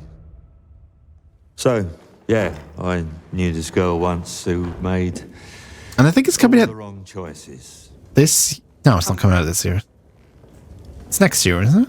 She's back. No, wait, I think it is this year. I was quite surprised by the release date, I think. I'm going to fix it, this place. And no one is going to stand in my way. Or maybe not. No, next year. Next year. Okay. Yeah, I mean, I'm sold on it. I'm sold on it to the point where I'm like, let's see how the game plays. And then I'll be like, okay, if that holds up well, I think this is gonna be pretty good. I've seen the two trailers I've seen so far. I'm just like, I'm kind of sold on it a little bit. And it's on Game Pass. Nearly every fucking game is on Game Pass, by the way. Perfect Dark is next. We got, how many we got? I need to, oh, Jesus Christ, I just realized the time. I've been talking for an hour and a half. Perfect Dark. I've never really played the Perfect Dark series before. I'm going to skip forward because I've been talking for ages. But I like the look of this. I like this whole like secret agent-y kind of first-person secret agent action adventure kind of thing. It does look good.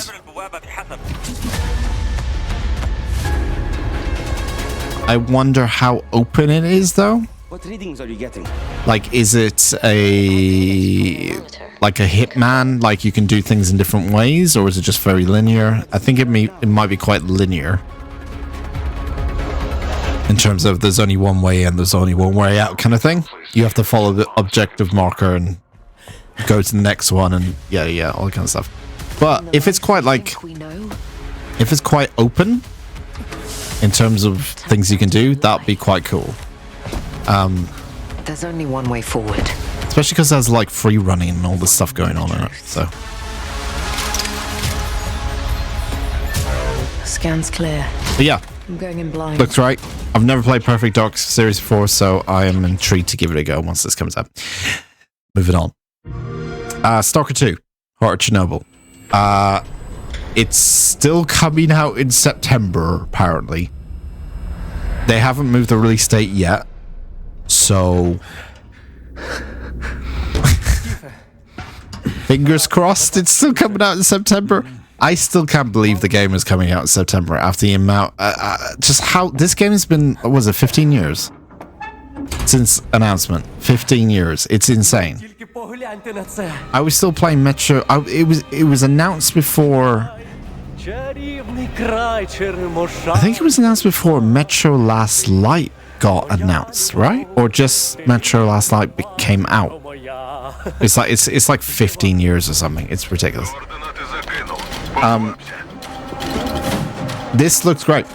Again, it's The only thing I'm a little bit... So my main concern with it, I said it before, you know, before I seen this trailer and stuff. My main concern was performance. It seems to run pretty well. Like, but this is a trailer that is probably running on like the most heaviest in terms of like capability machine. It does look like a game that could crash at any moment though. Like if you didn't have the best hardware, how is this game going to run? It looks great. The lighting looks amazing. Character models look pretty decent as well. Everything like it's big. It's unknowny. Best way to describe it. Stalker game. It feels like there's a lot to explore, basically. A lot of detail. It looks right. I'm still worried about that whole performance thing. I just have in the back of my mind, I have this feeling that the game is just not going to run very well when it comes out, because it just looks very good. Like it looks like there's a lot going on, but you know, especially in these scenes, like how is that going to run? Is that going to run really well? Like, I don't know. Perfect Dark reminded me of Alan Hitman Rickman, Quartermain of El Heme Alamein. When did he get that title at the end? Jesus Christ. Okay. But yeah, it looks great. I'm very excited for it. I'm just hoping that it runs good, and that's it. And I'm hoping everything else about it is good, but the main thing was like the whole how well does it run kind of thing. My mixtapes spend all this is cool. And I'm a big Annapurna makes everything good kind of guy. Anything Annapurna Interactive makes is usually quite good, and I'm always a big fan of theirs. This looks kind of fun. It's a throwback to kind of 80s and 90s styling a little bit, and music as well is heavily influenced from the 80s. It seems like an adventure kind of comedy kind of thing where you skate. It just looks like a fun little chill out game. The freedom of the teenage wasteland, sneaking out. It feels like when Life is Strange, if Life is Strange didn't take itself too seriously, and just had a bit more fun. Can I stand up? That's this kind of game. It seems like. Set to the soundtrack of a generation. I really like this. I think this is cool. It's definitely trying to target me as like a target audience. It's definitely targeting like the people who know, you know, the 80s and 90s, obviously. At the time. But I can see this game being very like tugging at the heartstrings kind of thing for people of this generation, you know. Mixtape. Yeah, I like it. I like the look of this. Noise complaints. Okay. Come out next year. Okay, I got three more for you. All right, so what is the next one? I don't know until you know. Oh, I put Life is Strange in here to compare. I'd never use my power again. Not a lot of people really will care about Life is Strange nowadays. I love the first Life is Strange. I thought it was fantastic, absolutely fantastic. The thing about this game, so they've had like they've 3 different iterations of Life is Strange before, in between the first game and this. I've played them all, and they just haven't really captured the same magic as the first one did. The last Life is Strange bored me to fucking tears. It was so unbelievably boring. I hated everything about it. Hated the characters. I just hated it. I think it was called... What was it called? True Colors? Life is Strange True Colors. Hated it. Absolutely hated it. So it only makes sense that they would go back to the original character who was in the first game and start to cash that check in. So this is Max from the very first game. I found my friend's body. Who's a lot older. Now, it says a lot that they want to bring back this character. They didn't need to. They definitely didn't need to bring back this character. But, you know, when I don't think the last game or the games have kind of they've fallen off popularity-wise. So I think this is their kind of possibly last attempt to get the train rolling again. I'm not sure. I don't know. It just seems like very much like a little bit of a cash in, but hey, if they make some money kind of thing. But I was just putting it there for comparison from, you know, it's very serious, cryy, Life is Strange. Probably not as fun as probably Mixtape is going to be. Mixtape seems like it's going to be a fun game and it's not going to take itself too seriously. And I think Life is Strange, unfortunately, it takes itself too seriously sometimes and it can get a bit like, overwhelming sometimes. Anyway, this I didn't okay. This is Harry Potter Quidditch Champions. I saw this, I laughed my head off because if anyone remembers Quidditch on the PS2, that game that very few people probably bought, but saw a lot of it, you know, on pre-sale saw a lot of it in secondhand shops, definitely. It wasn't very good. This looks awful.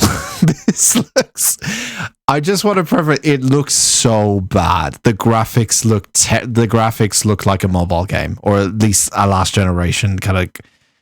There's a bit in it where the guy's throwing the ball. I can't remember the name of the official names. Don't quote me. I'm not a Harry Potter massive nerd. I like Harry Potter. I'm not a huge nerd about it. There's a bit at the end where he's throwing the ball into like the hoop. And the ball is stationary, and it's got this like weird ending to the trailer where it's not the sort of edit or cut I would probably use because it just seems a bit like dull. But I only put this trailer on here because this is the one thing I just was like, not sure. Again, they could have put this probably in Hogwarts Legacy, right? They could have just developed like a Hogwarts Legacy update, but I guess they want the money. As young witches and wizards, we all dream of soaring through the sky like our favorite you heroes. gotta make that new game, you know? When it comes to Quidditch, we've all wondered, do I have what it takes to be the next Quidditch star? So this doesn't look too bad. This is obviously CGI stuff. Like it's fine. It's got a certain art style, blah, blah, blah. But they do show, I think, a bit of gameplay here. To keep your composure in the face of adversity. And it's... To chase your dreams at any price. I'm trying to find it now. Hang on. To seek glory for your team. I think they show it right at the end. But it doesn't... Okay, let me put it this way. It doesn't look... It's trying to do that Fortnite thing, right? It's trying to go for that Fortnite kind of available on all platforms kind of thing. And that's what makes me think this is going to be very much like a microtransaction heavy game. Of course it's going to be, right? It's going to be a microtransaction heavy game. If the game looks like it can run on mobile, which it does, if it looks like this, it's probably going to be one of those games. So ask yourself, especially because it's a sports game as well. Do you have the heart of a Quidditch champion? I mean, it's fine, but then there's this bit, right? There's a bit here where I'm just like, this is not how you end a trailer. It's such an underwhelming end to a trailer, right? Just watch it.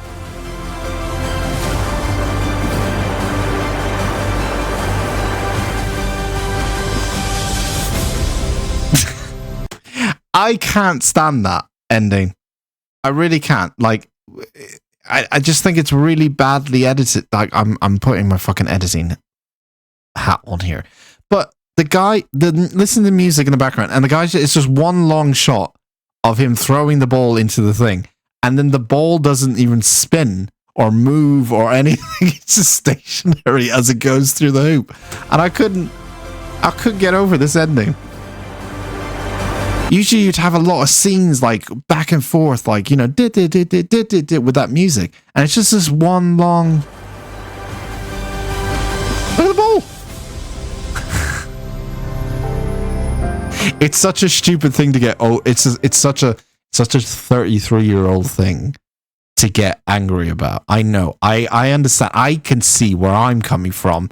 Well, no, I can see where other people would say, Dan, just chill out for 2 seconds. I can see why people would be like that. But come on.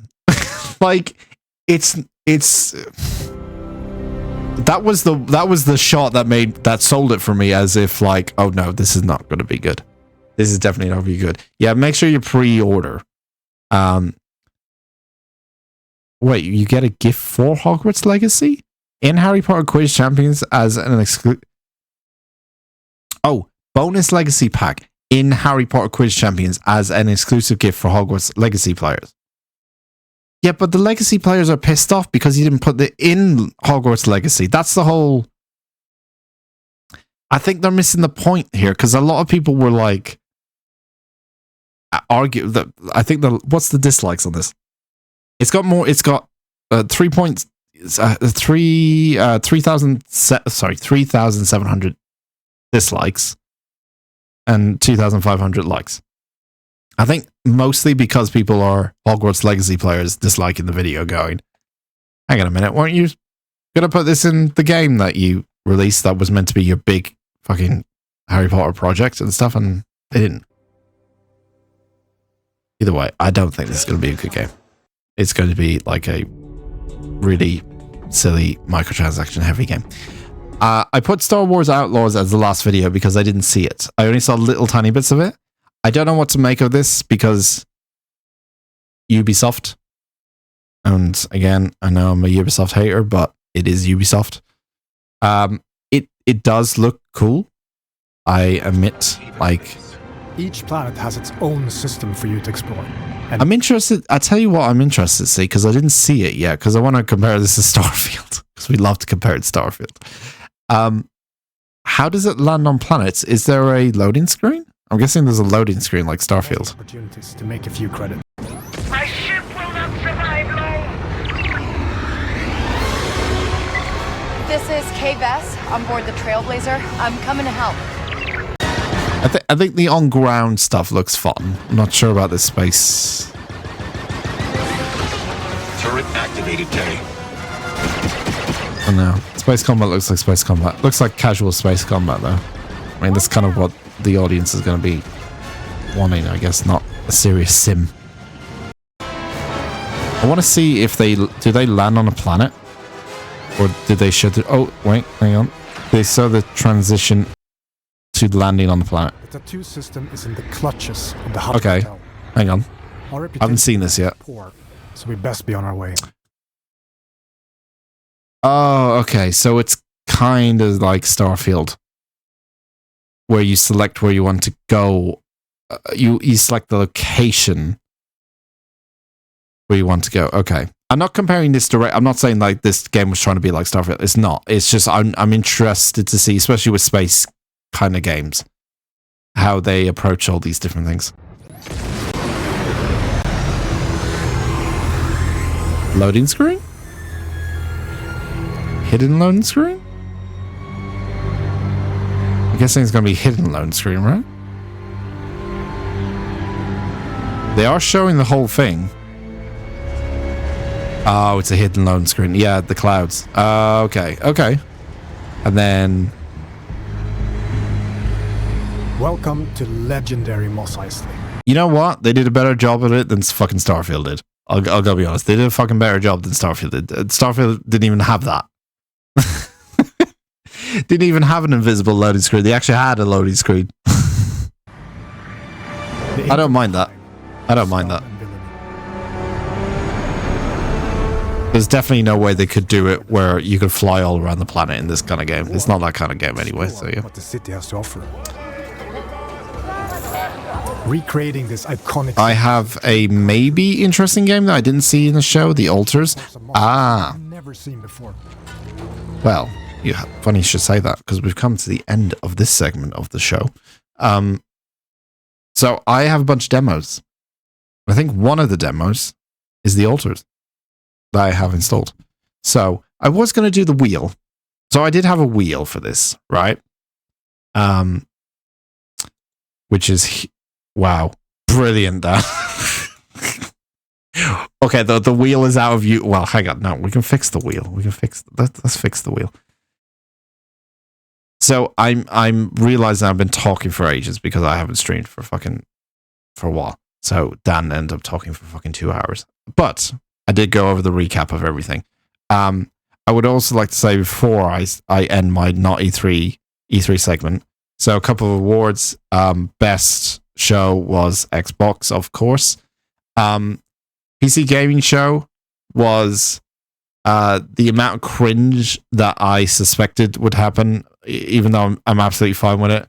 I know that a lot of other people, probably including yourself, Turtle, didn't like the cringe, but I'm absolutely fine with the cringe. PC game. They did tone it down a bit, but it was like their 10-year anniversary, so they kind of reduced the cringe a little bit. There was a couple of jokes in there, but yeah.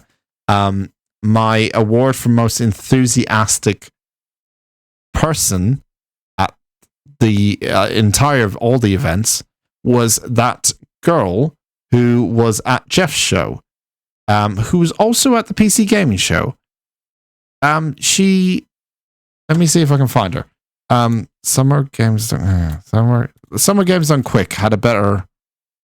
Her enthusiasm was definitely there in Summer Games Done. Summer Games Done Quick. Summer Game Fest 2024 Black Prince has arrived. I can't find her. There was a girl that was on the PC gaming show, and there was a girl who was in the Summer Games Fest. I'm going to edit this probably into a clip, I would imagine, so I'll just explain. There was a girl at the Summer Games Fest show with Jeff, and there was a girl the same girl was there on the PC gaming show. During the Summer Games Fest show, she was there to kind of back up Jeff. So Jeff would talk, and then she would come in from time to time. But she would always have a comment like, "Wow, that's so amazing. Our next game," it was like that.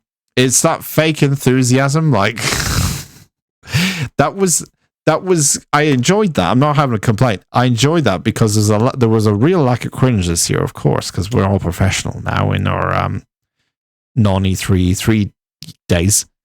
But I found it fantastic. She did provide that glimmer of hope that was there, that you sometimes get in these shows. That has been missing for some time. But she would have this like really like, I can't wait to I can't wait to play that game. Our next game, it like that. If you rewatch it, I don't know her name. I think she's some sort of Twitch streamer, I think, but she was on 2 shows. Like she must have either paid the big bucks to get on there, or she's been paid the big bucks. Well, good on her. She just sounded very, very enthusiastic on that show with Jeff. A lot of the times we went to her, she had to make a comment about what we just saw, and it was always just like, "Wow, I'm certainly going to play that game. Our next game," like that. I forgot Civ 7. Civ 7 just had a trailer. It's not a show. Yay, Civ 7. It's going to be the same game as last year.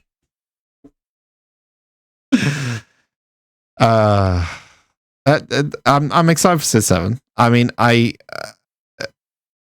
mean, they all kind of blend into one now. Civ games for me since Civ 4 or 5. I think since 4. It's like, it's another Civ game. I might pick it up. I might not. Usually, I pick up Civ games once they go on sale anyway. Like I'll get like the expansions and stuff like that. So I probably won't end up playing it for like a year or two after actually Civ 7 comes out. So I think she was there because politics. Why politics? What, to have a woman there? Do you mean? For diversity reasons? I mean, they had. I find it's very odd to have like a host that was on 2 separate shows.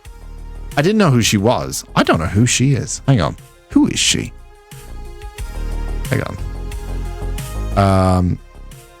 How would I find out her name? That sounds weird.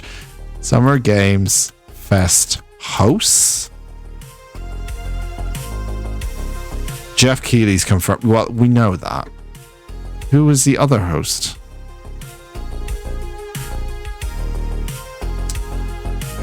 Who is she? I am 8-bit. That sounds like a Twitch name. I am 8-bit. No, that's a company. No one knows her name. Maybe we just find the fucking video and just get to the part where she gets introduced, and then I'll know her name. That might be a good idea, Dan. Hang on a sec. We're not going to watch the show. We're just going to... I don't know who this girl is, but she was appearing everywhere. Okay, so... Yeah. I do not know what to make of Lego Horizons, by the way. Like, that was such a weird opening fucking announcement. Okay. So, Jeff. Okay, she appears here.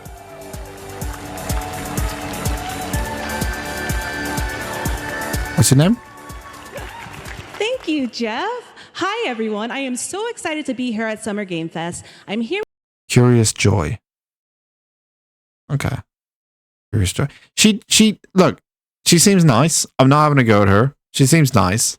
It's just she had that sort of like what's the word?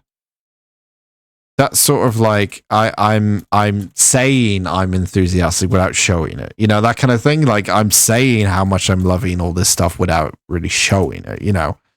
And it didn't come across of like as genuine a little bit. I think she did better on the PC gaming show than she did on Jeff's show. She seemed a bit nervous, maybe, but yeah, the same games, 4, 5, 6 are completely different games. They're kind of the same. I mean, there's obviously elements that introduce into it and stuff, but yes, you know what I mean. She's not even that popular. I'm going to be honest. Hang on a minute. What's going on? She's not that popular. Just I'm judging her on her follower count. She's got 14,000 followers, which is pretty good. More than me, but it's not what I thought she would have. Yeah, Twitch ambassador. What does a Twitch ambassador do? You are long-term content creator. Okay, hang on. We're going into realms of not stalking people. I'm curious. I'm like a Curious Joy. I'm curious about Curious Joy. Long-term content creator and Twitch ambassador, Curious Joy, primarily focused on JRPG and fighting game genres. Okay. Though she will stream nearly any genre on her channel. Why are you talking in third person? She is known for building a positive... You wrote this. Why is she talking in third person? She is known for building a positive, welcoming community, all social media platforms. To be honest, I did talk in the third person when I did different level stuff, but that was so it can sound cool. She's known for building a positive, welcoming community across all social media platforms. Well, even Twitter. I think that's impossible. I don't think you can build a positive social media platform on fucking X or Twitter. Okay. I mean, she's not...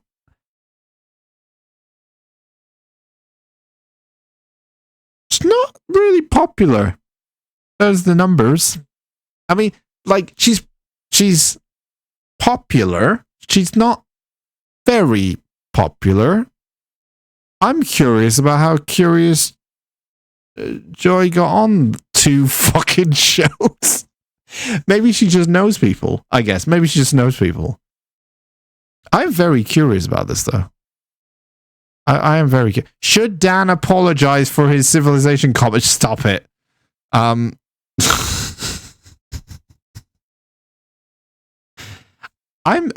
curious how she got on the show then. I'm not saying I want to be on. Well, that'd be fun. Imagine me and Jeff. Imagine me and Jeff on the show. Me and Jeff's just fucking kicking back, watching a couple of game trailers, you know, chilling out. Jeff, hey, back to you, Jeff. You know, I could do that. Okay, we can do it right now. This is my audition tape. We'll do my audition tape. Okay. Okay, you ready? Hi, my name is Dan, and that is my username. And this is my audition tape for Summer Games Fest 2025 for co-host. Back to you, Jeff. Wow, what an amazing looking game. I can't wait to play it.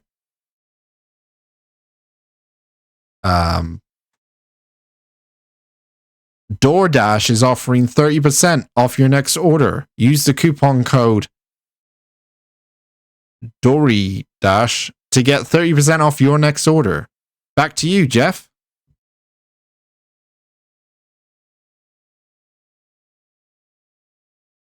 Wow, I love Ubisoft games. I play them all the time.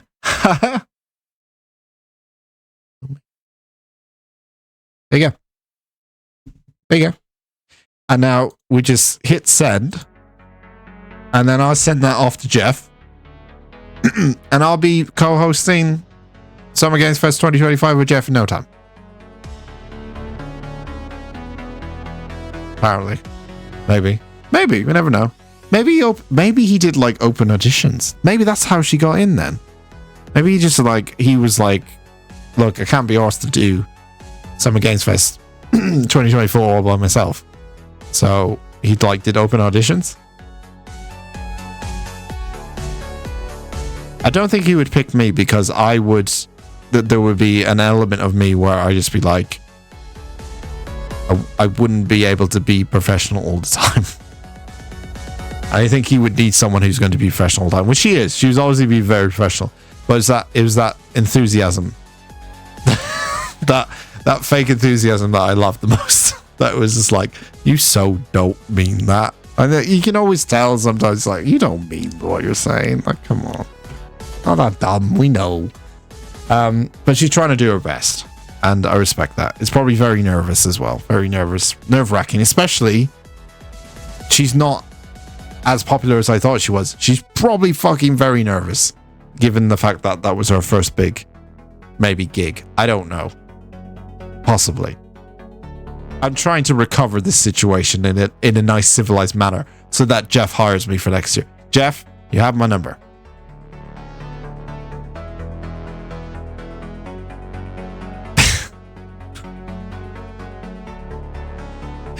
This isn't fill in the blank.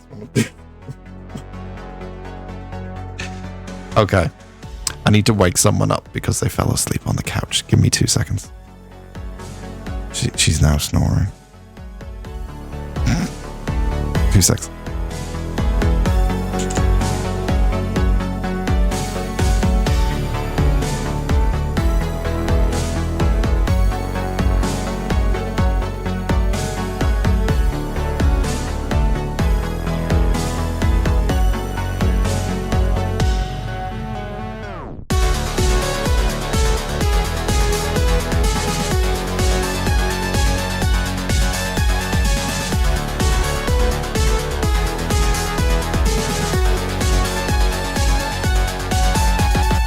Okay. Mission accomplished.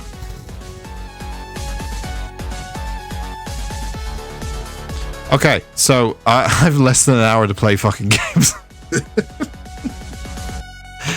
It's fine. Look, I haven't been on for a while, so this happens. We got Saturday and Sunday to come up as well, so you know. Maybe I could play some. I could do Steam. Could we do Steam Next Fest on Saturday? Maybe we got 4 hours on Saturday. Is it too late to do Steam Next Fest now? I could do maybe one. Maybe one. I do have. So what I do have I pretty much downloaded. Okay, there's a jokey game I could play. You want me to play the altars? Okay, well, I'll play the altars then. Kingdom Hearts had just come out on Steam, everyone. Holy fuck. Wait, is it just the first one? Oh no, it's all of them. And it's only £58.64 to get 3 games that are only 15 years old. Amazing. And that's with 31% off. Without that, it would be £84.99 for 3 games that are fucking old. Well, I guess Kingdom Hearts 3 is not that old. But Kingdom Hearts... What? Sorry. I'm going to get sidetracked again. Sorry, what? Kingdom Hearts HD 1.5 plus 2.5 You know how much I love great titles. Speaking of titles, there was a title. It wasn't in the same realm as Sandland. The Sandland is still, I think, my favorite game title of the year. There was another trailer during Jeff's show, and it looked really sweet. It was about a deer and a boy, and it looked really sweet. And it's about a deer growing up with a boy and blah blah blah, all this kind of stuff. Do you know what the game was called? It was called Deer and a Boy.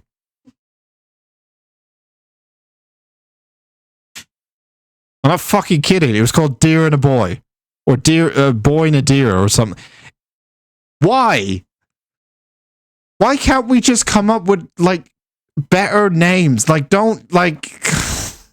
What's happened to us? We have a Sandland was one, and now we got Boy and a Deer. Do you know what the game's about? It's about a boy and a deer. I guess it makes okay. Look, I guess it makes it. It gets to the point and it's memorable, but it's not really memorable because it's like, who's going to remember Boy and a Deer? I know the game is about a boy and a deer, but I guess that's why you remember it, maybe. Is it called Boy and a Deer? Hang on, Boy and a Deer. Boy and a Deer. Boy and a Deer. No, Deer and Boy. Sorry. No, sorry. It's sorry. I got that completely wrong. Completely wrong. It's Deer and Boy. I'm so sorry. Deer and Boy. Though, Deer and Boy is not. It's not making me fly off my seat. That name. Names are important. I think we need to remember that names are important. Like it. I'll give you. Look, we will play the altars, I swear. We'll play a bit of the altars. I promise you we will play the altars. Let me quickly watch this trailer and I'll tell you what the right name is for this, okay? So I can get inspired, right? So, deer, sad deer. He's sad deer. Sad deer is not... No, sad deer is a terrible name. But it is kind of about sad deer anyway. How about...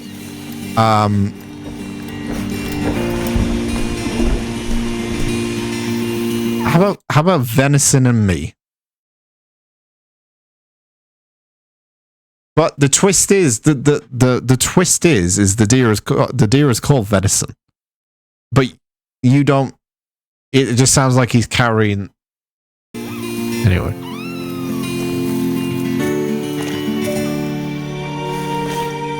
I mean, I just call it sad deer. No, sad deer is going against everything I stand for, really. If I just call it sad deer, really. Okay, so he ends up. It's a story about how a deer, and then it gets bigger, and then it has to deal with like sort of weird shit going on with the other animals and stuff like that.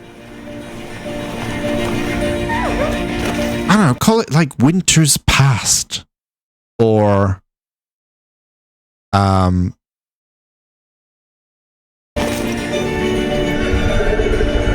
Bambi.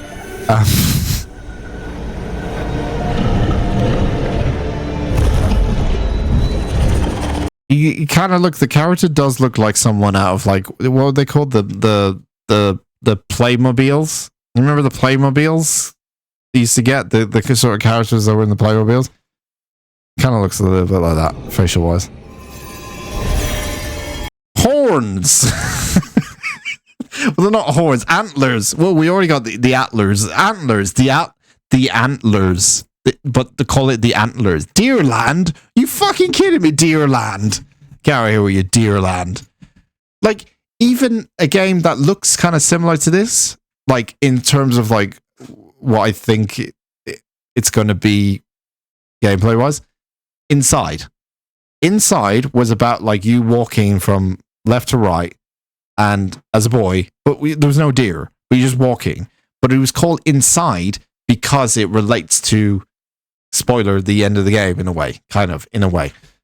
Deer and Boy doesn't fill me with excitement with the fucking adventures we're about to have. Why not call it, like, My Best... Oh, dear. Oh, dear. Oh, dear. Oh, dear. I don't know, no, not Antler Land. Get the land out. There's no land. There is no land. There is no land. A boy and his deer. No. What? Okay, what sounds better? A boy and his deer or a deer and boy? I think a boy and his deer sounds better, actually. Deer and boy just sounds so lazy to me. It just sounds lazy. Boy and his deer land.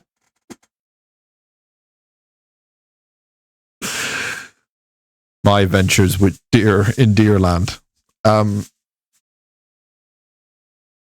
Okay, no, I'll be honest now. I have watched the trailer and I still can't think of a better fucking name. The closest we got to a good one is probably Deerland. But then again, that's kind of taking the piss.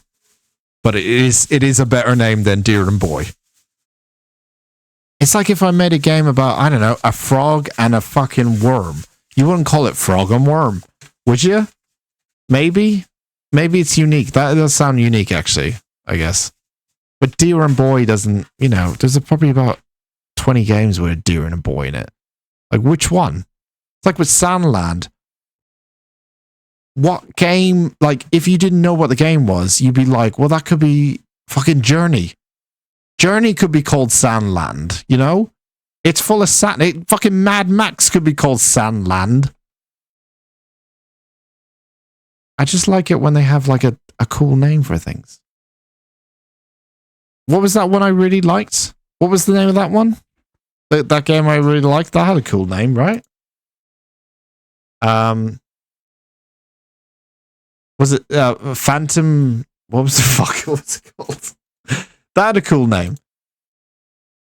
I think that's our new meme. I think we come up with, if the name is cool for a game, we come up with a alternative version where it's not cool.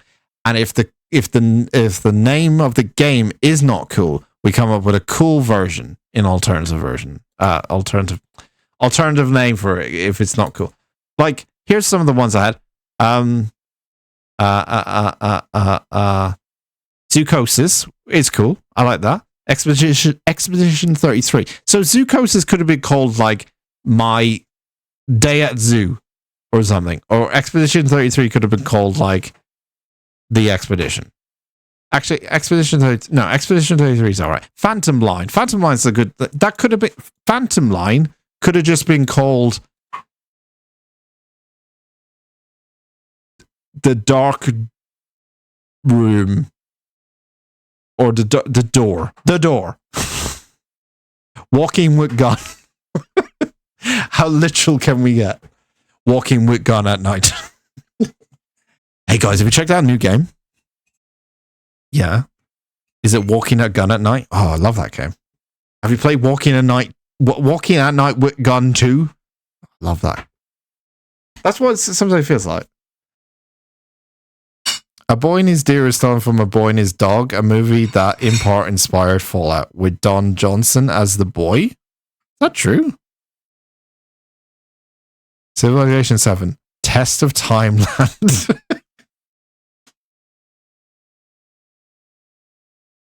Civilization 7, a realistic... Civilization 7 is just like... The tagline they should have for Civilization is "Your world, but worse." Oh no, your world, but better. Well, unless I guess you nuke everything. But either way, we could be close to that anyway in real life. Anyway, okay, let's play the Altered demo because I've talked way too much and I've only got time for a little bit playing this. So, shut up, Dan. Yeah, I saw this. It's interesting. This is the game where there's like copies of people doing, but it's the same person doing different things, different jobs, sort of like that. It's a weird one. It seems like so. Sid Meier Land sounds like a fucking theme park. Hey, come on down to Sid Meier Land. We got Civilization 1, 2, 3, 4. Like, it sounds like a theme park. Sounds like I'd be running that, like, as some sort of game with the freedom banner over it or something.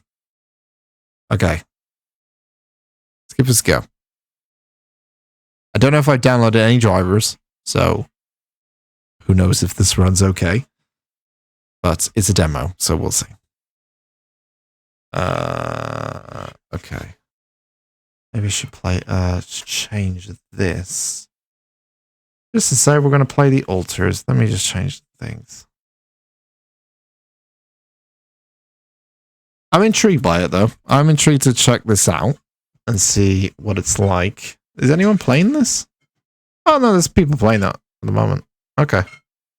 Yeah, I saw the trailer came out, I think, before Jeff's show, actually. And then there was a little bit more in Jeff's show or something. Or on the PC Game Show. Fallout 5, Todd Howard 16 times. Done. 4 times the size of Fallout 4.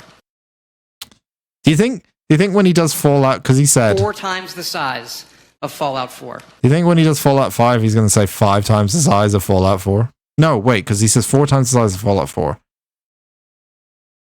No, when he makes Fallout 5, he'll say, oh no, he can't do that. No, oh no, he's already done that. He did that for 76. That's where that quote comes from. 4 times the size of Fallout 4. So when Fallout 5 comes out, he's going to have to say 76 times the size of Fallout 76. Maybe. All right. Let's check this out. In the very limited amount of time we have, but we'll check it out nonetheless. Okay. User agreement. Okay, I accept all. Thank you very much. Skyland Rim 6 again, sounds like a fucking theme park. Or at least a land in it. No, like a section in a theme park. Maybe we have like Bethesda Land. And we just have like, yeah, Fallout Land and Skyrim Land. Okay. Yes, I can barely see that image. Let's go. New story.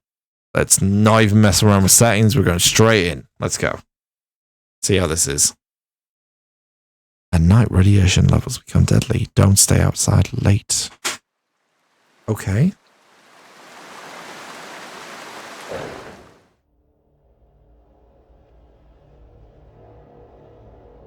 We don't really know it, but we sense it. There is a sister ship to our life, which takes a totally different route. While the sun burns behind the islands, Thomas Transformer. While the sun burns on the islands, the Blue House. Okay. How did I end up here? This does seem like a me game. It's like a space, weird space thing. Ups and downs led me to this place. Far from home, far from anyone I know. You know it's a damn game when they start off with an anonymous quote or random quote. The destination, out of sight.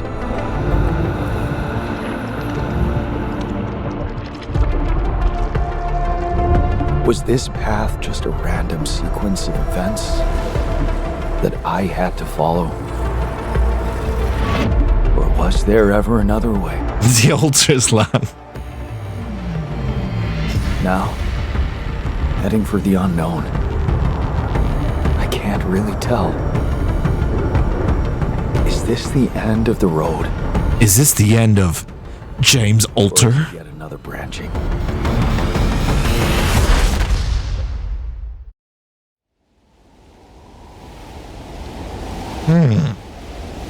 Is this the end of the road? Is this another branching?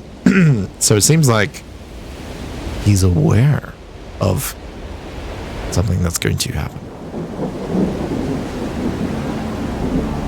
I wonder where this demo... Oh, it's prologue. I was going to say, where does this demo start? Prologue. Ooh.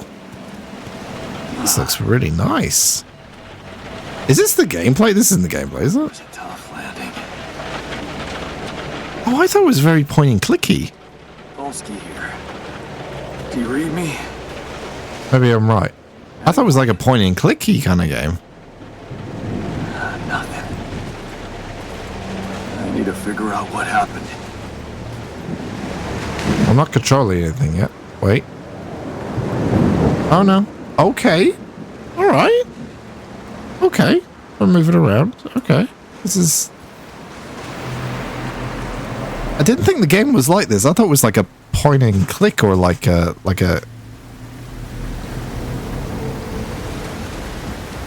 I don't think it was like a third person thing.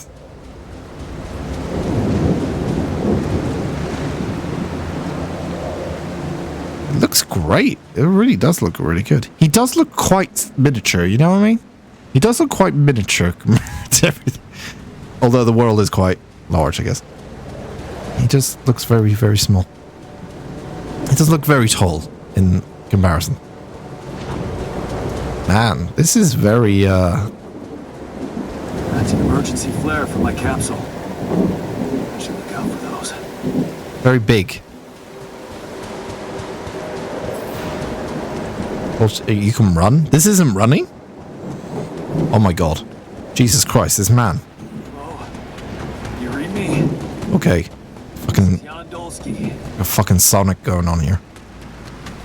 I've landed safely, but I think my capsule went astray.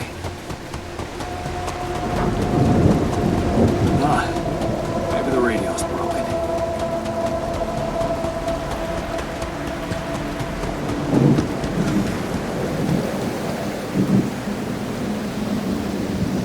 Okay. Climb over rocks to mark with the dot. Climb, approach them, press the E. Okay. Yeah, Giant's Causeway land, yeah. Definitely. Though, like, Giant's Causeway, I've been to Giant Causeway once, and it was just like, it's sort of just like that.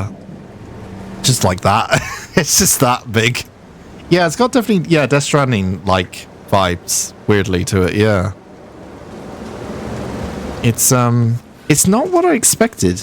Yeah, from the trailer I saw. I thought it seemed very... I thought it was like a point and click, almost, kind of game. Maybe it does become that, maybe. No, it's the captain. Shit.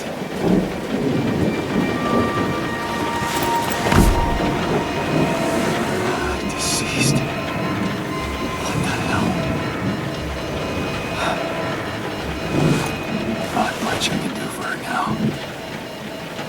Oh, I gotta find the others. Okay. So there's others. So I'm guessing they were on board a spaceship. And there was other people on board and they didn't make it. Maybe. Capsule's intact. Looks like she died inside of it. I don't get it. You've absolutely run like a motherfucker, though.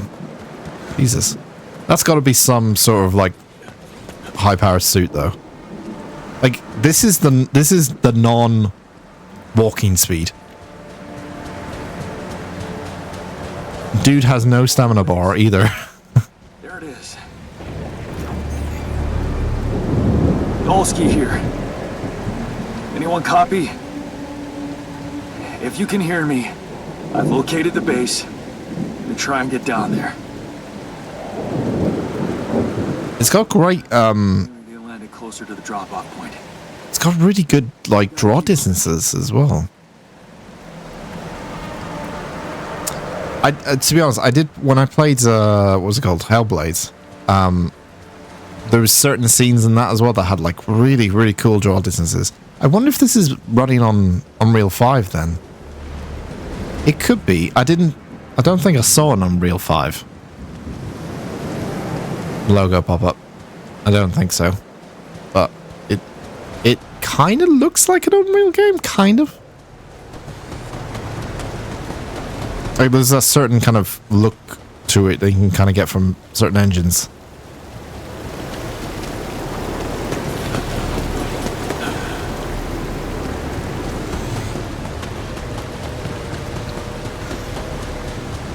That's has really, really good draw distances on it. The capsules. Wait. What? No. That's impossible. I'm running on a 1080. Remember that? I'm running this on a 1080. While streaming at the same time. In 1080 60 at the same time. It's doing pretty well. No sense.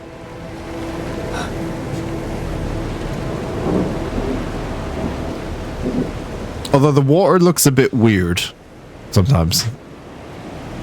That's the one thing I would say. The water looks slightly weird. Warning radiation. Oh god, what's going on with the water? Oh my god, what the fuck? Rising fast. I gotta get to the base. That's like a fucking weird glitch. Okay, whoa. That's like a weird water glitch what it's doing. Jesus. Okay.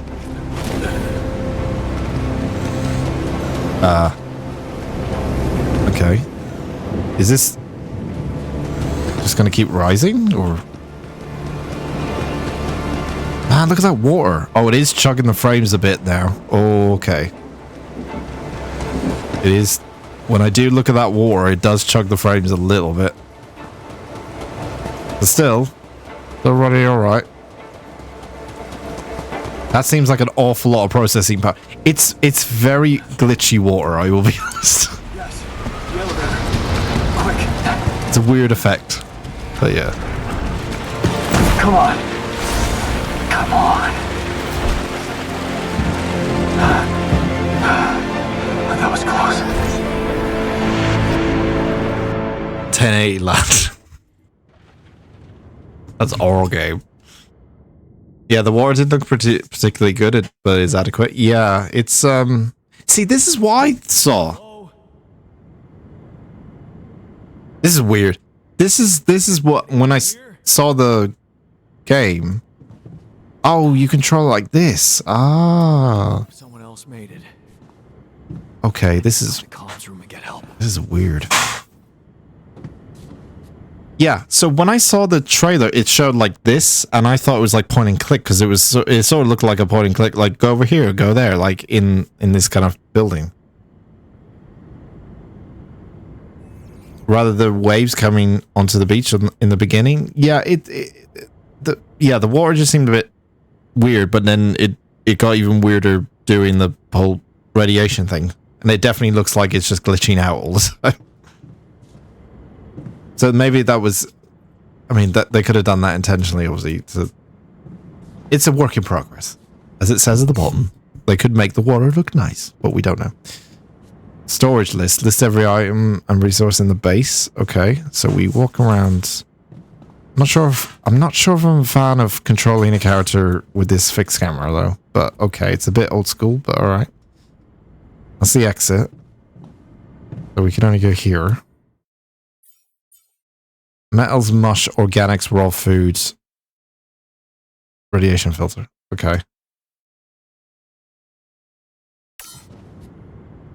Find the communications room. How do I...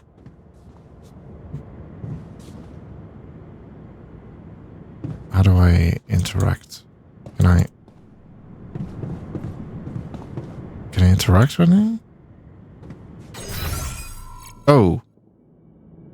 Okay, so I need to get up there. Okay. Okay.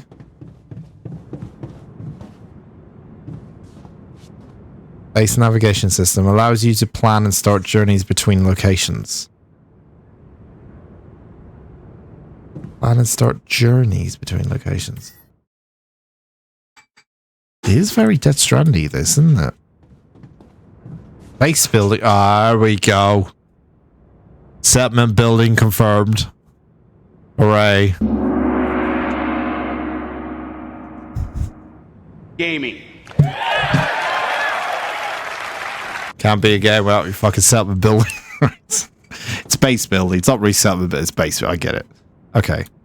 Can I interact? Can I put my hand there? Can I do anything? You're not telling me any buttons.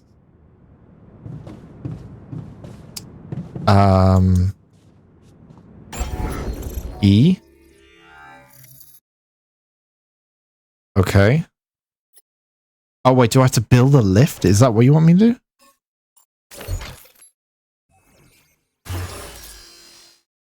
Elevator. Oh, no, no, no, no, no, no, no, no. If that is already the elevator, then I just need to use it. Oh, I didn't realize. Okay, so that is... okay, right. Shift. Okay. Okay. All right. I'm starting to get it now. Okay.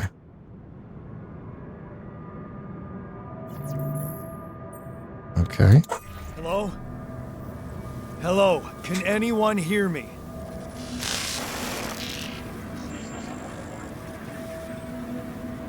Mayday! Mayday, anyone? I can hear you, Captain.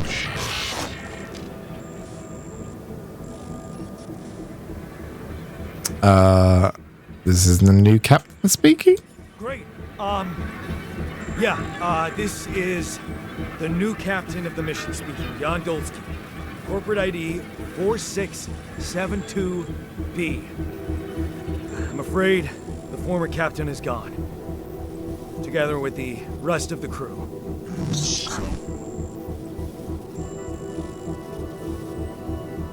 Hello? Can you get me out of here? Looks like an audio wave in the middle. And a person standing there? It looks like a figure of someone. Kind of. Hard to... yeah, it's hard to make out. What danger? What do you mean? Remaining to what?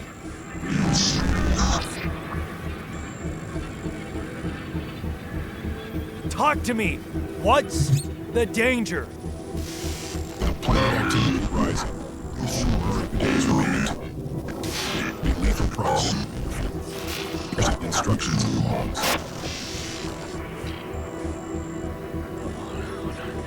Oh, no. Don't you go all fuzzy on me. Proximity. Oh, use this quantum nav system. Where the hell did it send us? Lethal proximity of what? Force star approaching. This battle, you must escape.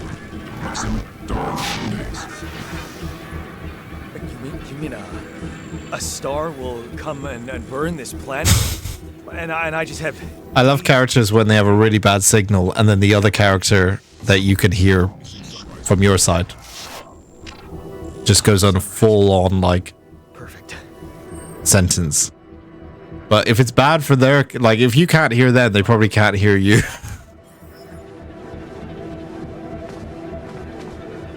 Okay. Follow the evacuation instructions in the manual. Press tab to navigate to find the logs. Okay. Evacuation procedure. In case of an incident that jeopardizes your mission and the safety of your crew, please follow the safety protocol and move the base to a safe location. Oh, it's a movable base. Oh, that's why it's like a giant wheel. The following steps must be accounted for: refilling the base, manufacturing necessary equipment, and securing food supplies. The steps will automatically be tracked in your HUD. Okay. So it's a resourcey kind of gathering. Okay. Yeah, the 6 metals outside.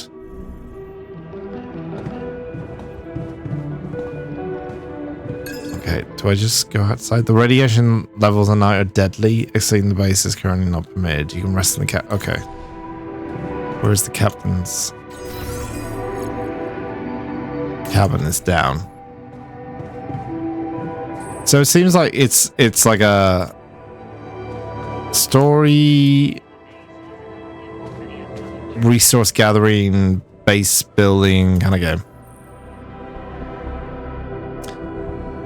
When going to sleep, you can select the hour in which you will wake up the next day. Sleeping longer gives you more work energy, represented by the pink bar. When it runs out, become tired and too much... oh, okay, so it's got survival elements in it. Okay. You should avoid working while tired. The entire energy bar runs out. You will collapse from exhaustion and wake up the next day.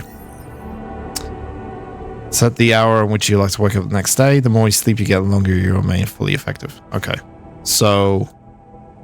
Oh yeah, no, that's 6. So wait, so...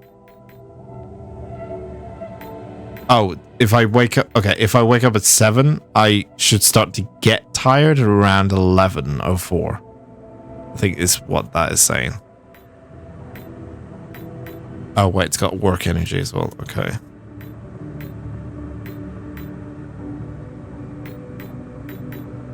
So you technically want to find the sweet spot here, which is wake up at 9, technically, because you have more work energy. But then at nighttime, the radiation levels go up. So let's go 7.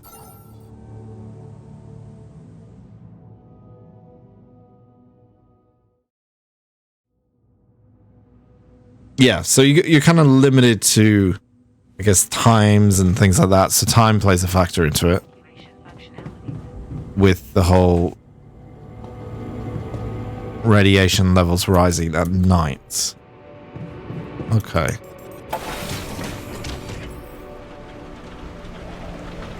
You can find shallow deposits on the planet's surface that contain a limited amount of resources that can be extracted quickly. They can be recognized by red dust. Approach the deposit to interact with it. Red dust. That's not red dust, that is my parachute.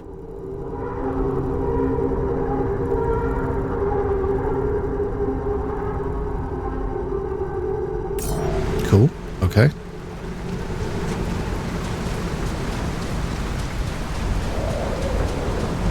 Deer and land. There's no deer. I don't see any deer. Wait, is this the red dust? No. I don't think so.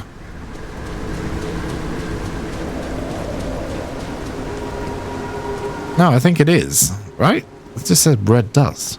Wait a minute. Is that red dust down there? That kind of looks like red dust.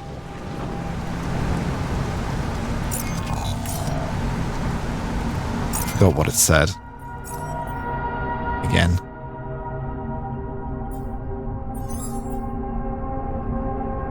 Oh no, it is. Okay, it's the thing that's in the distance. Okay. It's over here.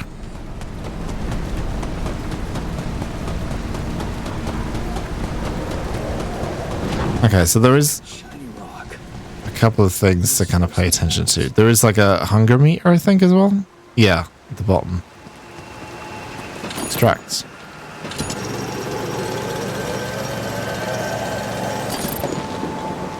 Okay. Build a workshop in the command center.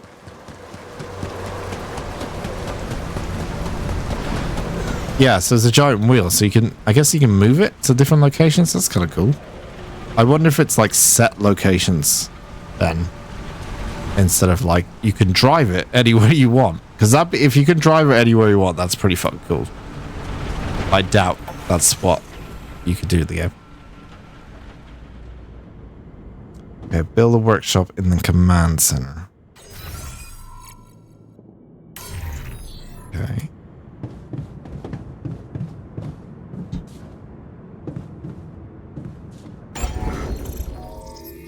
Builds. Tools, components, and other important items can be crafted there. The most important part of the workshop is a state-of-the-art 3D printer. Okay, I'm gonna put you... Yes, here. Nope. Don't want to go there. Where do you want to go? Here? Okay, you can go here.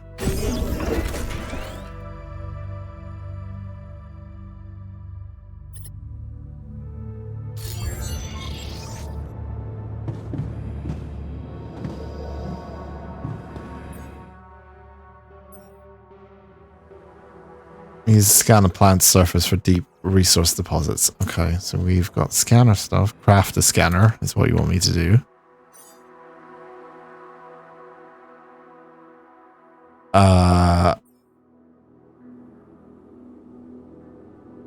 Okay, estimate time. Is that 1 hour or 1 minute?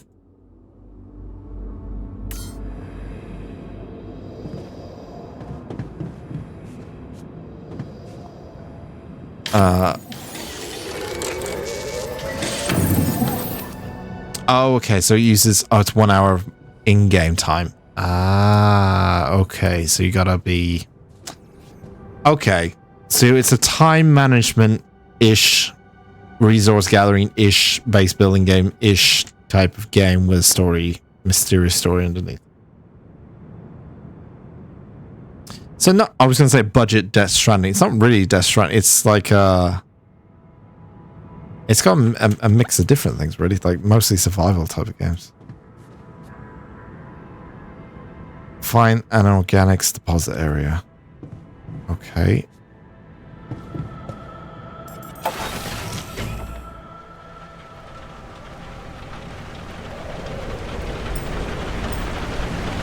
In the organics deposit area. The first step to scanning a deep deposit is to find the deposit area. An organics deposit can be recognized by the blue smoke.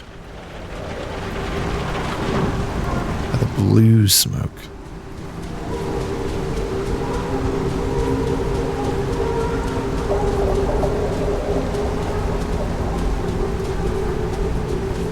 I have no idea where the blue smoke is.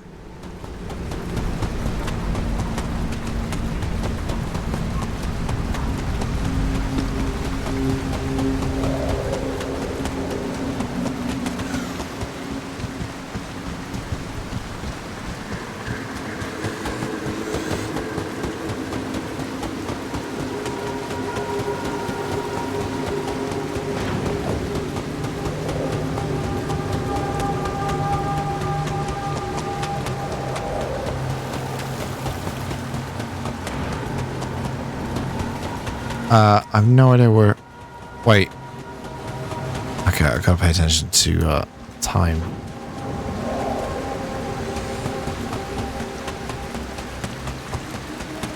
It's probably best to go up high anyway to see if I can see anything. Okay, there's plenty of red.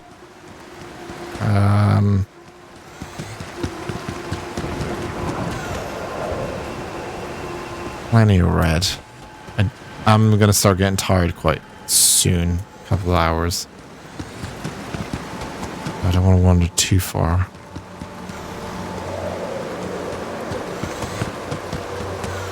Jump, jump. An XCOM base builder mixed with Stardew Valley land. Yeah. It's definitely got the XCOM movable XCOM base thing going on. I'm interested to see if it does move anywhere though. I don't think it would, really. I'm guessing it's just like set locations, fast travel locations. Oh, is that? What the hell? It? Maybe? Could this be Rapidium? I feel strange. I have to get closer. Get 3 samples. I need to collect a sample. Collect the sample then. What do you want? Oh. Yeah, I need to pay attention to my time. Because I've got about 2 hours until I start getting tired from the looks of things.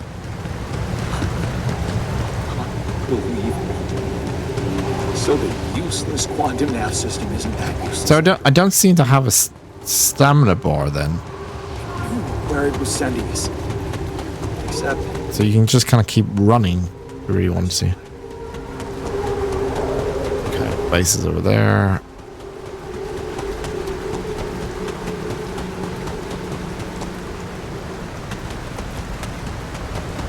I think it looks pretty cool. I love the look of it. It looks... It's very impressive. I didn't think it would look this good. It's sort of sad that the base, though, is kind of a bit... It feels like when you get inside the base, it feels a bit like a downgrade, a little bit. Like, when you get outside, it's definitely more impressive, but inside the base, it's like... It kind of... Overall, like, downgrade, in a way. I don't know.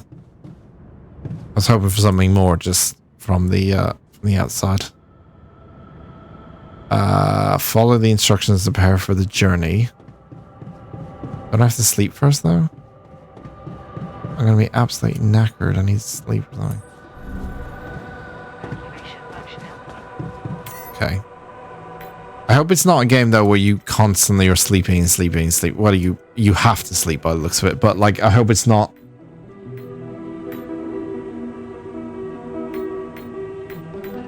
Work time 16.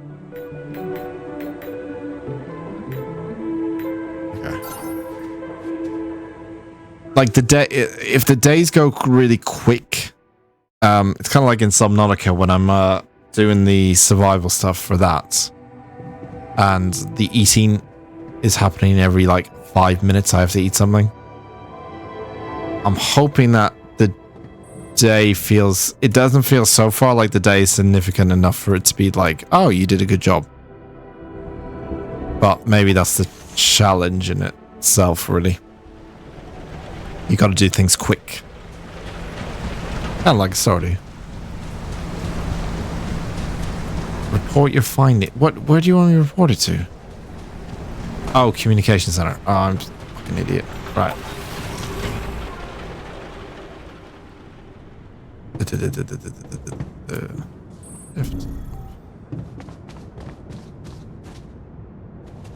Establishing a connection with Earth. Hello? Okay. Anyone copy? Pretty bad signal over there at Earth, really. I went out to find resources, and I found a cave full of something. I think it might be rupidium.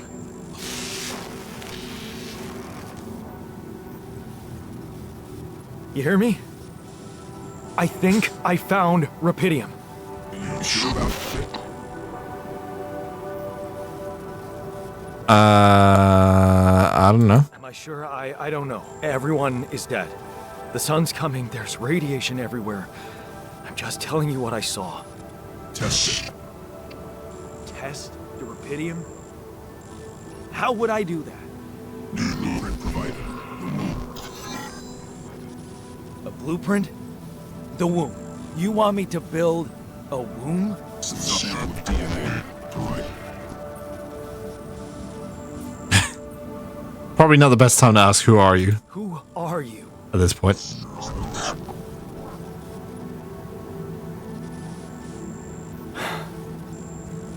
The womb, huh? The womb. DNA sample, huh? I guess it makes sense. Rupidium speeds up organic growth. Okay. I realize the time. Can I save this? Or is this low game? Okay, it's auto saved. I'm going to finish this up on Saturday. I think I'm going to play a bunch of... we're going to do media share and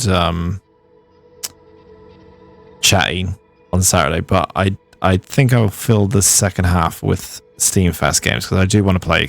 I've got about like 10 of them downloaded that I do want to check out. There's a couple of ones that I generally really interested. This one is interesting. It definitely is not what I expected. I definitely thought it was like a more point and click kind of thing. So I'm intrigued, but I will finish. I think this is the first game I'll play on Saturday and finish off the demo because I do want to see where it kind of leads to. Yeah, I'm intrigued by that. I want to see more in a way. It's kind of obvious like what kind of game it's gonna be, but at the same time it's kind of like not, you know, like it seems like resource gathering, build stuff, bring it back, you know, do it within the time, or else you're gonna get sleepy. You know, you gotta be plan stuff out, be quick about stuff, blah blah, all kinds of stuff. But yeah, it looks really good. It says sunrise in 7 days. Makes me wonder what type of star it is, how far the planet is from the star. Wonder why the 7 days is important. But is it going to be like Subnautica where like 7 days doesn't sound like a lot, because especially because you sleep. The one thing I will say about that game that I've just noticed, as I said, the days don't seem long. So you do, it seems like the type of game where you're going to have to like really plan out and rush. That's probably why there's no stamina bar then as well. That's probably why you can like really run really quickly to get to places really quickly. But I am intrigued to see if it's like Subnautica where 7 days the star is about to hit and I don't know, something shoots out of the sky. I don't know, or something. I don't know. But the whole aspect of like the clone stuff, I don't know yet. That hasn't come into play yet. So yeah, I'm intrigued. I'm intrigued by it. I want to play more of it, and we'll find out together. Anyway, I will be back on Saturday to do that. 9 a.m. BST. We'll do coffee stuff. We'll do media share on Saturday too, and we'll play this and the rest of the Steam Next Fest games that I have installed. And then on Sunday, we're finally going back to Subnautica, and I'm very excited to go back to Subnautica. It's been what seems like fucking forever, and that's a bad thing, because if I don't play Subnautica like regularly, I forget what's going on and then I fuck up. So tune in on Saturday for me fucking up in Subnautica again. Probably, we'll see. Thank you very much. It's great to be back in internet land. Internet land. We gotta get rid of the land thing. Yeah, it's good. I have a fear that something else is gonna go wrong and something else is gonna break, because it's been one of those, it's been one of those weeks. It's been one of those 2 weeks now, 2.5 weeks now, however long it's been, where something will just go wrong. But yeah, I'll be back Saturday, Sunday, and we'll kind of get into the swing of things again next week, I think, like properly, once I have a full week under my belt. Belt. I can't even fucking speak. It's been that long. Anyway, bye. Have a nice day. Have a nice night. I'll see you on Saturday if I see you on Saturday. Bye.